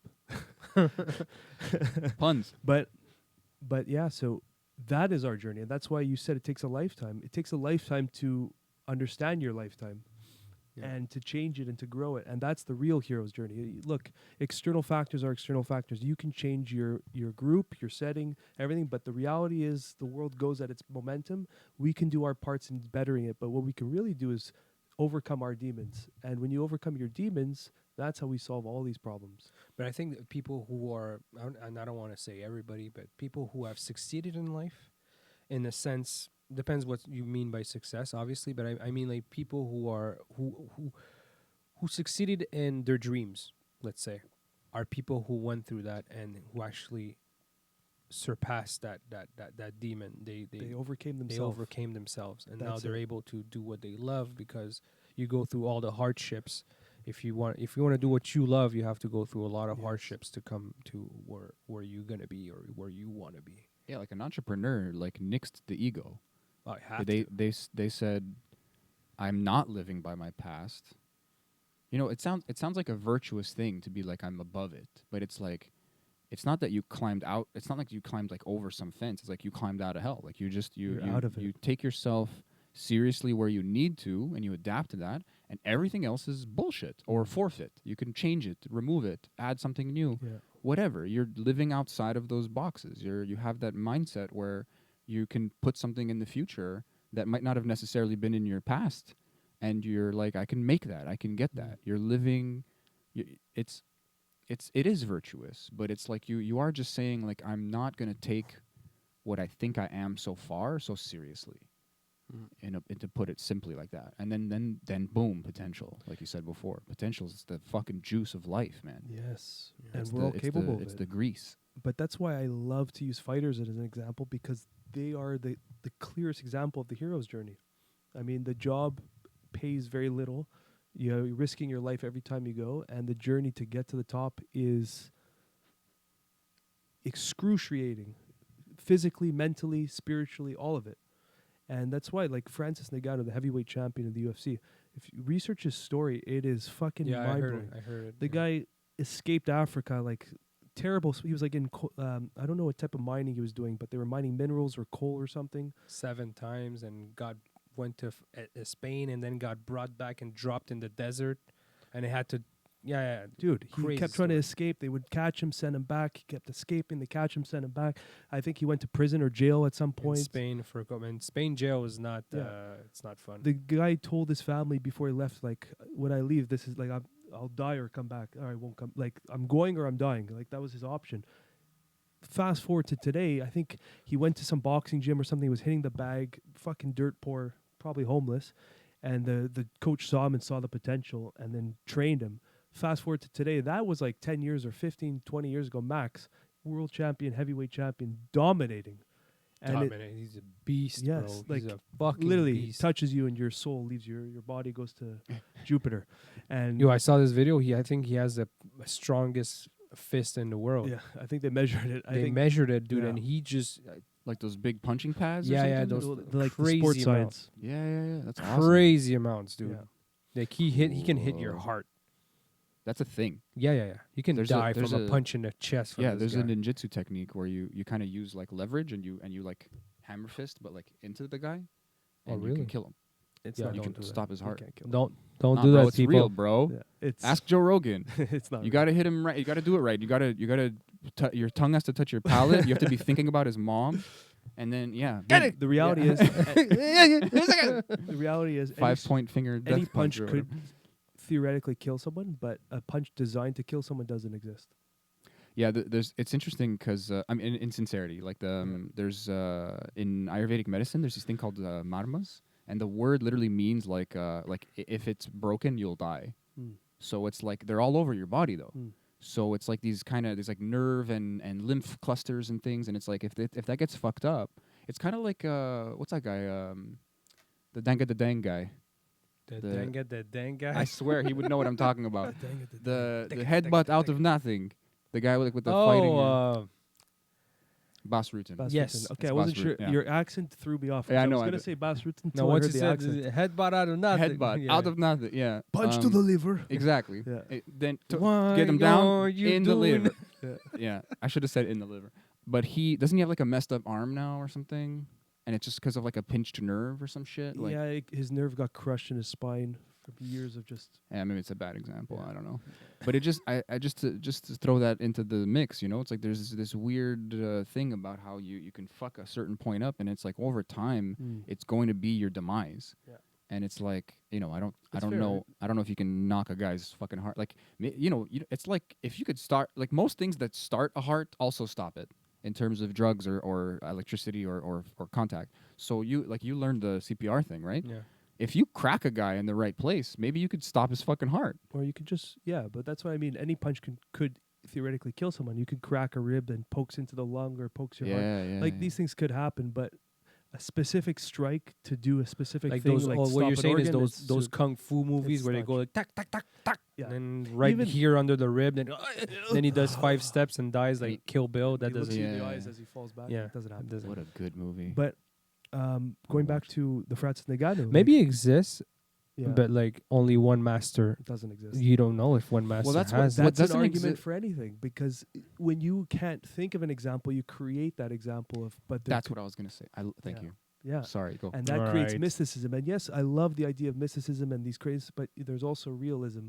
and certain things you can't jump on board with just because it hasn't been seen doesn't mean it exists. Okay. Or you're thinking of a specific scenario in a fight. So you're creating that scenario as well, where it's like, yeah, I'm going to sidestep him and do this special punch. It's like he might just elbow you Yeah. or like Dude, I was hold all his breath or something. Like I was it's all not in gonna on work. this before I did martial arts. I was like, there's Shaolin monks in the deep in Tibetan forests in the mountains, and they're doing some techniques that no one knows about. And then I got into the martial art world, and I started talking to my friends who still think that way. Well, back then, who were still thinking that way, and I was like, "Oh no, it's not what you think, man." And I remember I was showing my friend a takedown. He was deep into Wing Chun, and he elbowed me in the head. He's like, "Do any takedown on me, any takedown you want. I will stop it." So I go, I grab his legs, I have his legs, and he taps my head like this, like here. I'm just like that, and I'm still holding his legs. He's like, "See, I got you, man. If I give you full power, you're dead." And then I'm like, no, man, no. Watch MMA. They get hit in every possible angle. Every spot on their body gets hit, and they're not. No one died. You know, it's very hard to knock someone out, especially that kind of close proximity. You can't produce the power. So it's like it was sobering when you go into like a martial art where you're actually getting into confrontations and fights. Yeah, humans are like squishy and fragile, but also really not sometimes. And it's like you learn these weird techniques where like it's like, hey, if you hit this guy like on the top of the head, you could kill him. And it's like, that's true. I know that's true, but also probably not. That's like it. you could, like you said, theory. any punch could. Essentially kill But you do have this movie shit going on. Like I remember one time I was fighting with Simmerjay, and we got into this conversation about fighting. Like one guy has a bat and the other one doesn't. And I'm like 3 years into Kung Fu. I'm like, I could step into you. And he's like, dude, if you fuck up, You're dead. you're dead. Yeah. And I'm like, I don't know, bro. Like, let's try it. And he gives me the lightest swing. And I miss. And no, he hits me in the arm. Or where was it? Yeah, it was like somewhere here. And I conditioned this shit. Yeah. And he didn't swing. So it was like slower and lighter. But it was a fucking aluminum bat. So I'm watching all these Kung Fu movies and thinking I could just like grab it and punch him or something. Dude, it nicked me. It kissed me, and I went, I'm an idiot. If you would have full powered me anywhere in my body, I'd be on the floor crying like a bitch. You have weird friends, bro. A little bit. Friends want to beat you with a bat. It was an Well, experiment. you know what? It was a controlled experiment. You know what? It's actually good that happened because that could have happened in a real In a scenario. real situation. Well, yeah. dude, sobering is the word that you just used, and I just like that. I was like, oh, I'm dumb. I'm so stupid. That's why when people are like, no, it's this or that, with reality, I'm like, you don't fucking know, man.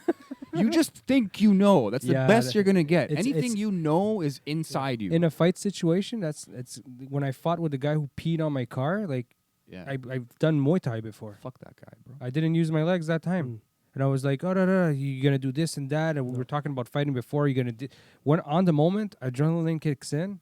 You do what you've conditioned the most of. Yeah. So whatever is in your muscle memory conditioned is what you're going to respond with. That's why I jabbed him. You Because you don't- practice the jab a lot more Yeah. times to bring it out. So I jabbed him. Bap, bap.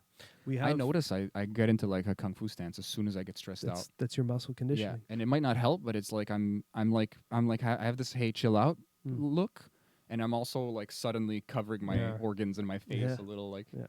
like what are we doing? Wait, what are we doing here? What's going on? I'm gonna suck in my chi or whatever like they taught me. I thought you were going to say I stuck in my dick to the inside. That's what I so meant. like Yeah. people won't That's what I call my fucking dick, is my attack you. chi. Kick you in the balls. And But that's actually there's a lot of Thai not Thai videos, Shaolin monks that practice that. yeah. They like suck their balls It's in. called or the turtle style. It's crazy. I used to watch I'm all that joking. stuff. I don't know. Oh, yeah. But they would take on like full on kicks to their Yeah, balls. I saw that. Yeah. That's And crazy. then they Interesting. drill like they drag bricks with the rope around their balls. Yeah. We got to change the subject hard. Well, let's take that all the way back to the surface of Francis Ngannou, the heavyweight you were champion. saying. Thank God. Sorry. Man. But like that is the perfect example of human potential being achieved. You know, some kid. Which is inspiring, man. yeah, man. And you have to. I think You you have need to these listen to examples. these stories and And look remind into it. yourself. Yeah. Maybe you will never be heavyweight champion. Physically, it's impossible for almost us three at least. Yeah. We can put Put on together. the weights, but to be at that body size, you have to be in the 6 feet plus. But to your potential is the key word. That is what you can achieve in this I think lifetime. your passions and your talents. Everybody has a different talent, Yes. and it brings everybody together. I find, and some people have the same talent, some people don't. But some people are just like they don't believe in it. They don't put it in practice. They sleep on it. It's Somewhere in their important. life, they gave up on themselves. Yeah. Limiting belief. Yeah. They gave up on Limiting themselves. beliefs. They hung up their set of gloves, Yeah. and gloves is a metaphor for any practice. It's just that right now, Ngannou is a he wanted to box, I think, something like that, and he became UFC. He said no, do Muay Thai or do Yeah. kickboxing, but his case is fighting, which we're gonna know him a lot more because he's on TV. Mhm. But some people, it might be fucking math. It might be. It might be a fucking math genius, and he just doesn't practice, and you know, we never know. And But that's it, and that's why you need. That's why we idolize these examples so much, because it resonates deeply within us. yeah, We all have something we're good at, something we maybe not even good at, something we're passionate about. yeah. You know? Yeah, I think a lot of times it does line up, but it doesn't need to. Yeah. There's some things we're just innately good at, and there's some things that we just need to chase in our lives. Mm. And a lot of times I think there's going to be a lot of overlap, but Mm. it doesn't need to be, because 90% of your skill is going to be you teaching yourself or Mm. someone teaching you. Like, that edge is genetics or predisposition, whatever the fuck, you know? But it's like, there's still so much, even if there isn't, like you said, I just want to drop that whole line of thinking. Your potential. Even if you suck compared to your neighbor, you have to do you. Sorry, not sorry. Like, what else are you going to do? Mm. There's a pill of acceptance in there that you have to swallow. If you want to do a backflip, but you're like, your fucking leg's broken, you gotta wait. If you want to play basketball and you're 4'0", you gotta get really good at fundamentals and shooting, and you know, like, Yeah, you know, that's if you true. want to be a fucking musician and you're But I deaf, you gotta figure something else out. I think it's limiting in the point where we get older, right? With the years, we get older, You and we solidify, don't. sort of. And at some point, it's too late for this. I'm never gonna make, because this idea of grandiose is out there, and we want to be great. We want to be the greatest out there, but we don't want to put the effort. But we what don't- is great, you know? Like Rogan always says, I'm more interested in that story of the guy who has the shitty life and turns his life around at like 50, because he almost didn't make it. Yeah, I know I was telling my Nice. cousin I'm always been interested in psychology, and he goes, "Why don't you become a psychologist?" And I said some bullshit like, "Bro, Too I'm old. 32." Yeah, I at the hear that time. all the time. And he goes, "My therapist went back at 40, and then at 50 got his PhD, Mm. and now he's my psychologist." I mean, you know, God rest his soul. The guy actually died of a heart attack. You know, and no connection. Dude, hopefully, that's so weird. You finish what you wanted to do. and then he croaks, kind of fucking thing. Well, die. but still, I mean, That's a fucking beautiful story. Yeah. But And dude, all the the comp- sadness, it's beautiful. I use Margaret as an example. Sorry. Shout out to Margaret. No, I like that point actually. It's a whole story. Yeah. Every human story ends with "and then I died." Mm-hmm. But it's That's- beautiful. yeah, Death it's is part not of the worst part of it. It's part of the story. It's part of the beauty of the Yeah. story. And look at what he'll be remembered as. That story That guy lives who- on. yeah. You know what? He at fucking 40, 50, whatever age he was, decided, hey, I want to go back to school. He's PhD. inspiring people like you and me, man. Yeah. Breaking the mold, breaking the box, making some holes in the box, man. I was It's talking important. about this guy. I told him I went to Toyota this morning, and he's this guy talking about my sister. Oh, it's my sister's car. She gave me when she passed. Oh, he starts asking questions. Why did she pass? Oh, that sucks at 33. It was like, no, man. She lived an amazing life. She traveled all over the world. She saw the world, bro. She's like, she did what she had to do, and then she just left. That's Mm. it. That's part of. You have to see the beauty in it. Yeah. I and think. it's there. It's fucking there. You man. have a choice. You want to see the beauty, or you want to fucking be miserable about what's going on. You know what I've been saying lately? I know I repeat myself a lot. Maybe you guys have heard me say it as well, but Never. the no, I haven't heard that. The door is always there, man. It might be closed, but it's never locked. Mm. It's always there I never in your heard you say fucking that, head, actually. man. It's never locked. It's always fucking there. You can just walk through this door and see the good, see the beauty, see the lesson, accept. Like that. It's always fucking there. There's no reason. I'm a man of excuses and cop-outs. For me to talk like this is new, bro. This is weird. It's true, man. So I hope anyone who's listening, like, just fucking accept it, man. Don't Just worry. do it. Did you Just do it? do it yet? Did you do Just it? do it yet? Is he doing This is it? an inside joke with me inside. I figured. I don't know where it came from, but just do it yet? I don't remember. It's Just just do funny. it. It's just Yeah. funny to say. Did you But do it yet? what's funny about that door is that you can put that door behind hundreds of doors, but you know that door. Exactly. Comes You back know- to the fight you're having. It in is a your bit of a head. maze sometimes. But sure, you know, yeah, it is. you know the door's always open. That's the best part. You can convince yourself it's closed and locked, but deeper layers of your mind and body and soul know it's always open. You know what's funny is like when you think a door's locked, you're not going to try to open it. So it's like there's a different like I'm sure there's experiments like that, or like there's funny videos where like the guy's like trying to break through the wall or the window or something. Then it turns out the door has been unlocked the Yeah. whole time. Like it's a mentality is like intelligence in general, just like this the boxes. It's like it's something we rely on so much for our perception of reality, and that's why I love yoga, because it's like fuck that. Fuck intelligence. And it's like, what do you mean fuck intelligence? Like, that's how we talk. That's how we this. It's like, yeah. But look at all this other stuff we do without intelligence. You want to be locked into this game of intelligence? Life is going to run you, bro. You're not going to run shit. Mm. You want to start breaking the mold, seeing new possibilities, like learning, growing, even when you're fucking 50. That doesn't take intelligence. Logic is a knife. You want to go around cutting everything?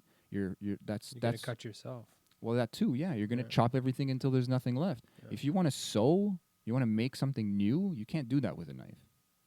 So you need a different thing. And that different thing is wisdom. It's knowing without being able to explain it all the time. It's knowing because you know inside. You can't put it on paper. You can't peer review it. But you're a scientist inside your body and your life. You're the ruler. You're the fucking god. You're the top authority. You're the universe, man. You are. You're the fucking god of this world inside your head.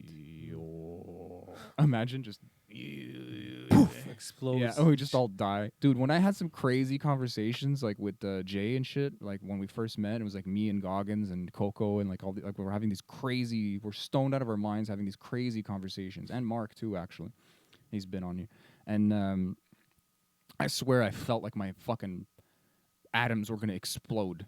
Like my mind was being blown so much that I felt I was getting space between my mind and my body, and I was like I had to hold on to shit. Like it was a weird feeling, but Nice. it's like you can through the intellect you can get some enlightenment. You could do yoga, you could do the postures, you could meditate, you could just It's pray. gonna make you look into this intelligence is gonna make you look into these things, but the only way you're gonna feel it is if you open up. If you don't open up, you're never gonna feel whatever the fuck it's in front of you. And that the only way to do that is to meet people at their level. Yeah. So if you're playing with the intellect, you got to go through the intellect, Mm. and that's kind of like what you said about going down to the basement and working there. Yeah. You got to go to hell because a part of you still. Excuse me. There you go. You went to hell right there, bro. Yeah. But that's it. And all these avenues are all assistance to help you achieve the end goal. The end goal of self-fulfillment, self-enlightenment, and all these things. All these avenues have to be used, and Yeah. explored. It's just scary. I think Find what works. It's scary too. Some people realize it, man. Some people will get cancer, and then they, fuck, I don't want to die, and then their life shifts. They just start doing what they love to do, and then they fucking live It's their funny, best life. We spoke about that about Chanel right With before. Coco, yeah, Chanel. Sorry, I have her as Coco Oh, yeah. Chanel in my Yeah, we Instagram. were just talking about it earlier today. Like, why are we intrigued about her? Like, what makes it intriguing about her? And is that she faced death in a sense. I She mean, it wasn't like a cancer. Like, it's still a cancer, but it wasn't like the scarier ones that are just like you have like a 3% chance of living. But it's still a sobering fact that, hey, this can end right now. Let's take care of this kind of thing and let's fight this. She had that moment, and what comes on that, and we came to this conclusion, is that she has a renewed appreciation for for her mortality, her life, and realizing that this is a moment. Yeah. And now that's why we connect with stories and people like that so well. All of us do, is because they kind of get a glimpse of the other side, of the glimpse of the I afterlife. think they have a glimpse of what they don't want, What which we is- all are afraid of, and what we don't want. which is you don't want to die. Mhm. Everybody wants to be immortal, And right? then we kind of peek Well, at them like, not yeah, yeah. but we peek at them like, what happened? Like, what's this insight? What do you Mhm. feel? You A know? glimpse of the but glimpse. that's a realization when that Mm. happens. I'm guessing I wouldn't know Chanel what she went through, but I had a health issue before I came in from Iqaluit, and it fucking made me like think, bro. It made me think, whoa, what the fuck? And if it would have been more serious than that, I would have I could probably understand her train of thought Yeah. of, dude, I want to change my life completely. I want to be a different person. I'm not happy. Yeah. I think these people need uh, these people who go through these situations need these situations to make them realize that they're not happy, right? So, Yeah. and these some probably because they don't have and I'm not meaning to criticize, but they might not have the emotional intelligence to deal with it. Emotional intelligence is an intelligence that some people have and some people just don't. And then like kind of full circle to what we were talking about at the Yeah. beginning, like you got to go through the darkness and meet yourself, and that is emotional intelligence, seeing like how strong you actually are. You have to like you have to get like crushed essentially and be like, oh, I'm still here. Like, okay, I had a moment or days, weeks, months, years maybe where I just needed to be like, what the fuck is going on? But you know, that time gets shorter. You start meeting yourself. You start knowing what you're capable of. You start finding yourself faster. And honestly, in the spirit of acceptance, all of that might not mean shit one day, and you just meet some new side of yourself. You get into some new scenario, and you're fucked forever for the rest of your life. I think Who you're knows?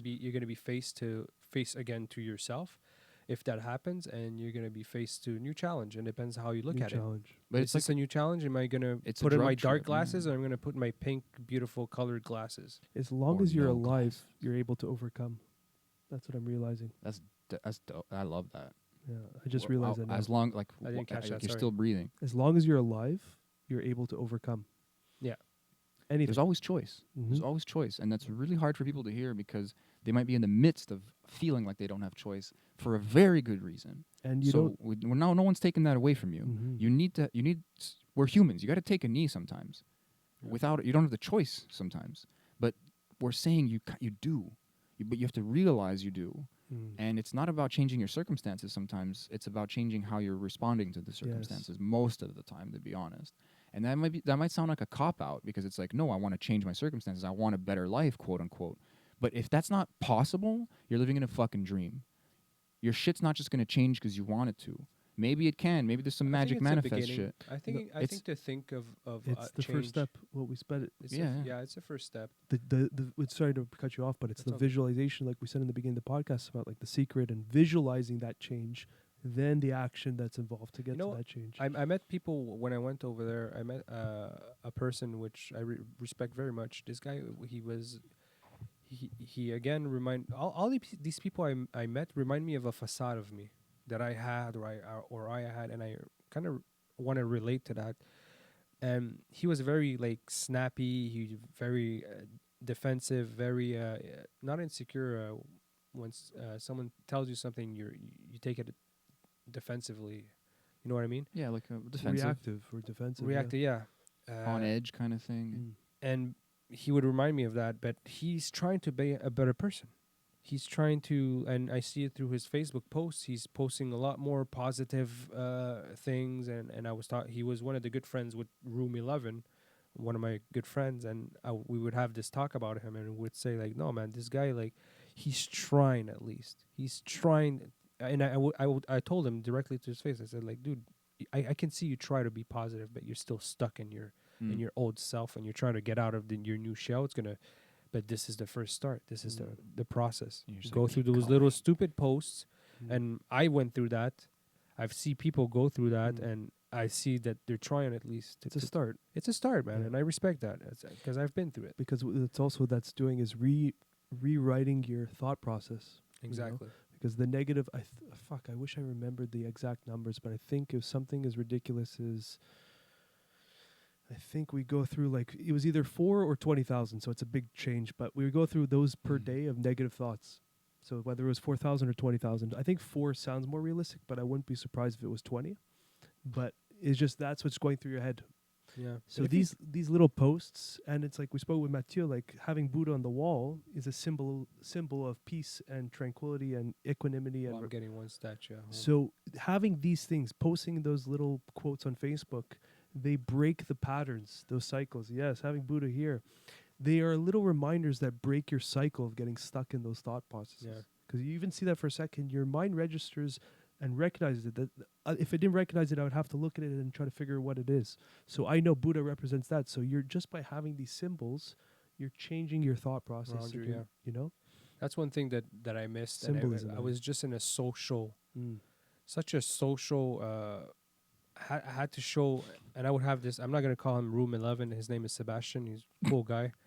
So, and I would have these talks with him, these deep talks, and we would be able to come to conclusions that yes, at work you're a different person, right? So I would be in these social events where I would have to put a mask and be this fucking asshole, but I would look at him from far and I would go like this, and then he would start laughing and says, "I got you, bro. Like I understand what you did." Or what. Yeah. You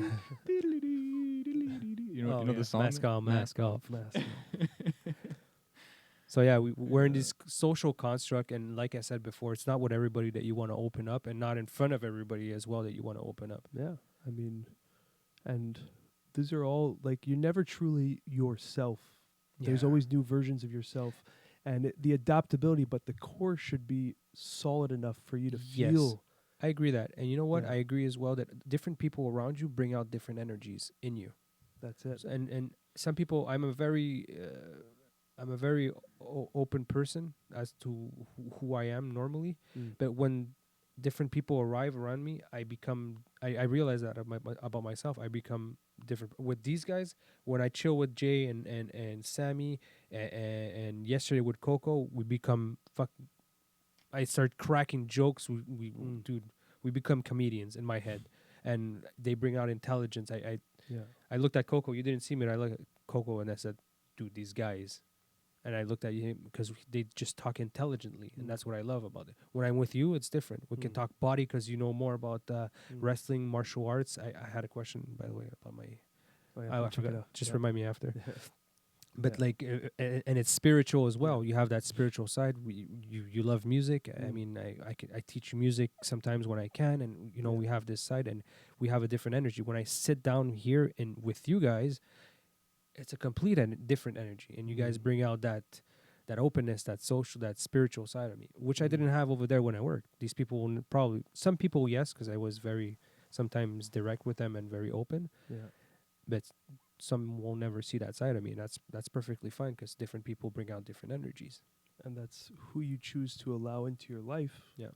Is so crucial and important because as you get older, you become more receptive, especially if you're down this path of inquiring inwards. Then your surroundings have a bigger effect because now you're aware of them. So I actually have a question about that because Mm. I mean, like I needed to move out. You know, like that's been a theme. You know, and now that I see the importance in it, and I'm wondering if like you gain some kind of if there's some kind of crossover effect where like I've learned something in that environment that I can maybe take. I can maintain maybe if I go back home or if I did something like I don't want to, I don't have an interest to, or maybe I'm just not there yet. But I wonder if it's like this energy from other people. Is there like how much choice is there in how you deal with that? You know, like we're talking about choice the whole time in the podcast. Like, is it just wind and you got to sail, and if you aim it right, you can go where you want to go, kind of thing? I think so. But you got to know what you're doing there. You're still right? aiming, right? you You're got to still know how to going sail. places. Maybe it's just a box. Maybe as long as you know you can, you don't have to take that shit in. Like you said, you got to know how to sail your own boat. yeah, and Once that's the you know knowing your yourself. own boat, and you know every crevasses, every nail. Knowing how to sail is great, but then there's sometimes external factors, storms that take you on a different current, let's say. Yeah. So understanding how to sail will whatever the environment is, you'll be able to navigate. You know? Yeah, there's this, I don't know the exact quote, but it was the character Abed in Community. And he said, like, when you know yourself, you're not afraid to, like, change the parts of you that don't matter. And it's like it was really deep in the context of the episode because people were worried that he was changing himself for other people. And he's like, I'm the shit. I got confidence coming out my ass. Like, I don't, these parts of me that I'm manipulating are it's like entertaining for me. The real shit, I can't change even if I wanted to. And I know that. I know what that is, and I love that part of me. So let's just have at her. Let's just have fun. No matter what, it's all good. And it's like, whoa. Yeah, I think as a musician, you don't have a choice really. You're open. You're letting yourself like kind of open and vulnerable. A performer. Yeah, you have to accept that, specifically. Yeah. If you don't, you will never have the energy to captivate people. Yeah. That's the important thing. If you're performing Yeah. on, and I wanted with this song that I built, like I was kind of working towards how am I gonna captivate people, because I've sang in front of people and I didn't never realize that. At some point, I realized these people are not listening to me. Why? Then I go see my friend who's the manager over there, and you start working some theories. Like, you got to put the light on me, because I saw a Ray Charles movie where he's trying to sing and everybody's talking, and then they shut down the light and they put the light on Ray Charles, and then everybody went quiet, and then he said, like, what happened? Everybody went quiet. Oh, I just did this and put the light on you, and then everybody. It's an old trick I learned. It's that's perfect. So I said, I'm gonna try that. I went to see my friend. I said, dude, try, when I'm going to sing, put the light on me, close all the lights around, and, just put the focus on me so people are going to listen. He says, no, I'm not going to do that. I said, why? I said, no. You have to captivate them.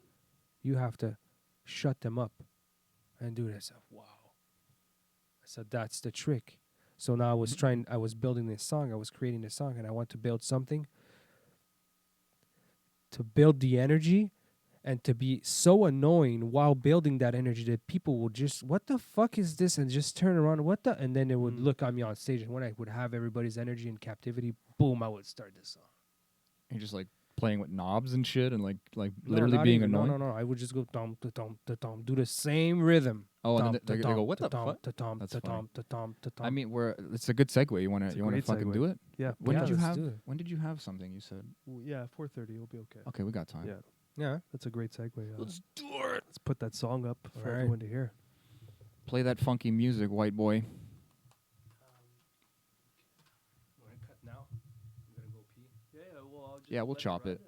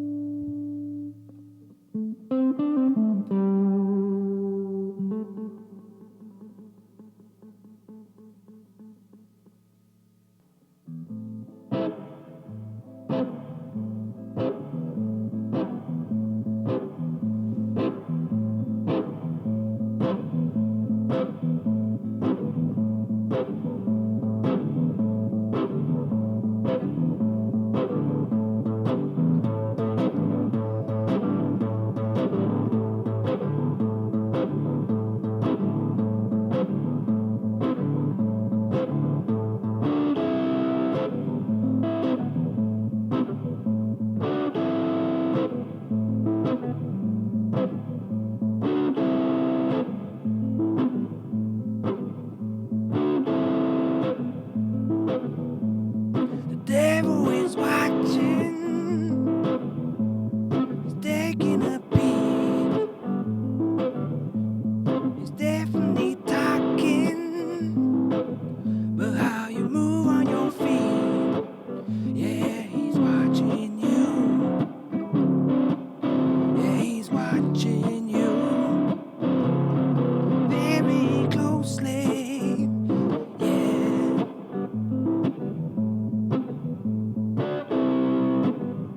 If you ain't careful how you act, if you ain't careful, you'll be back in his hell.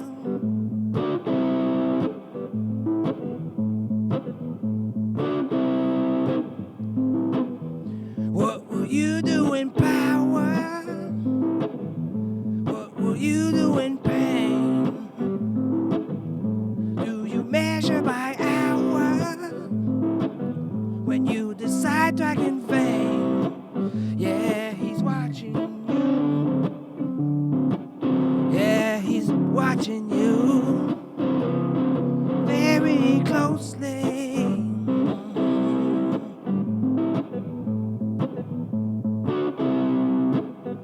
If you ain't careful how you act, yeah, if you ain't careful, you'll be back in his hell.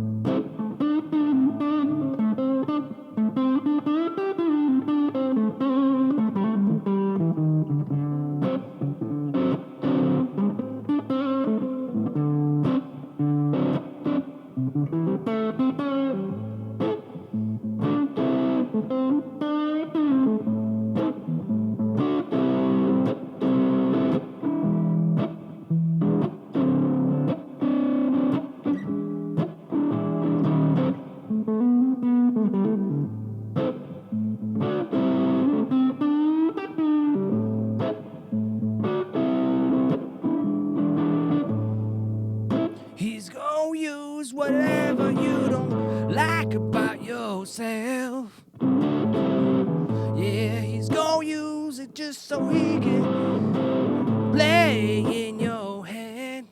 Oh, he's watching you,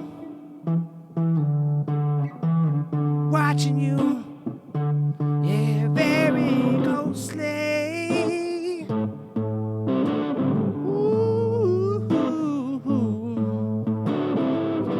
Be careful how you act. No, you'll be back in his hand.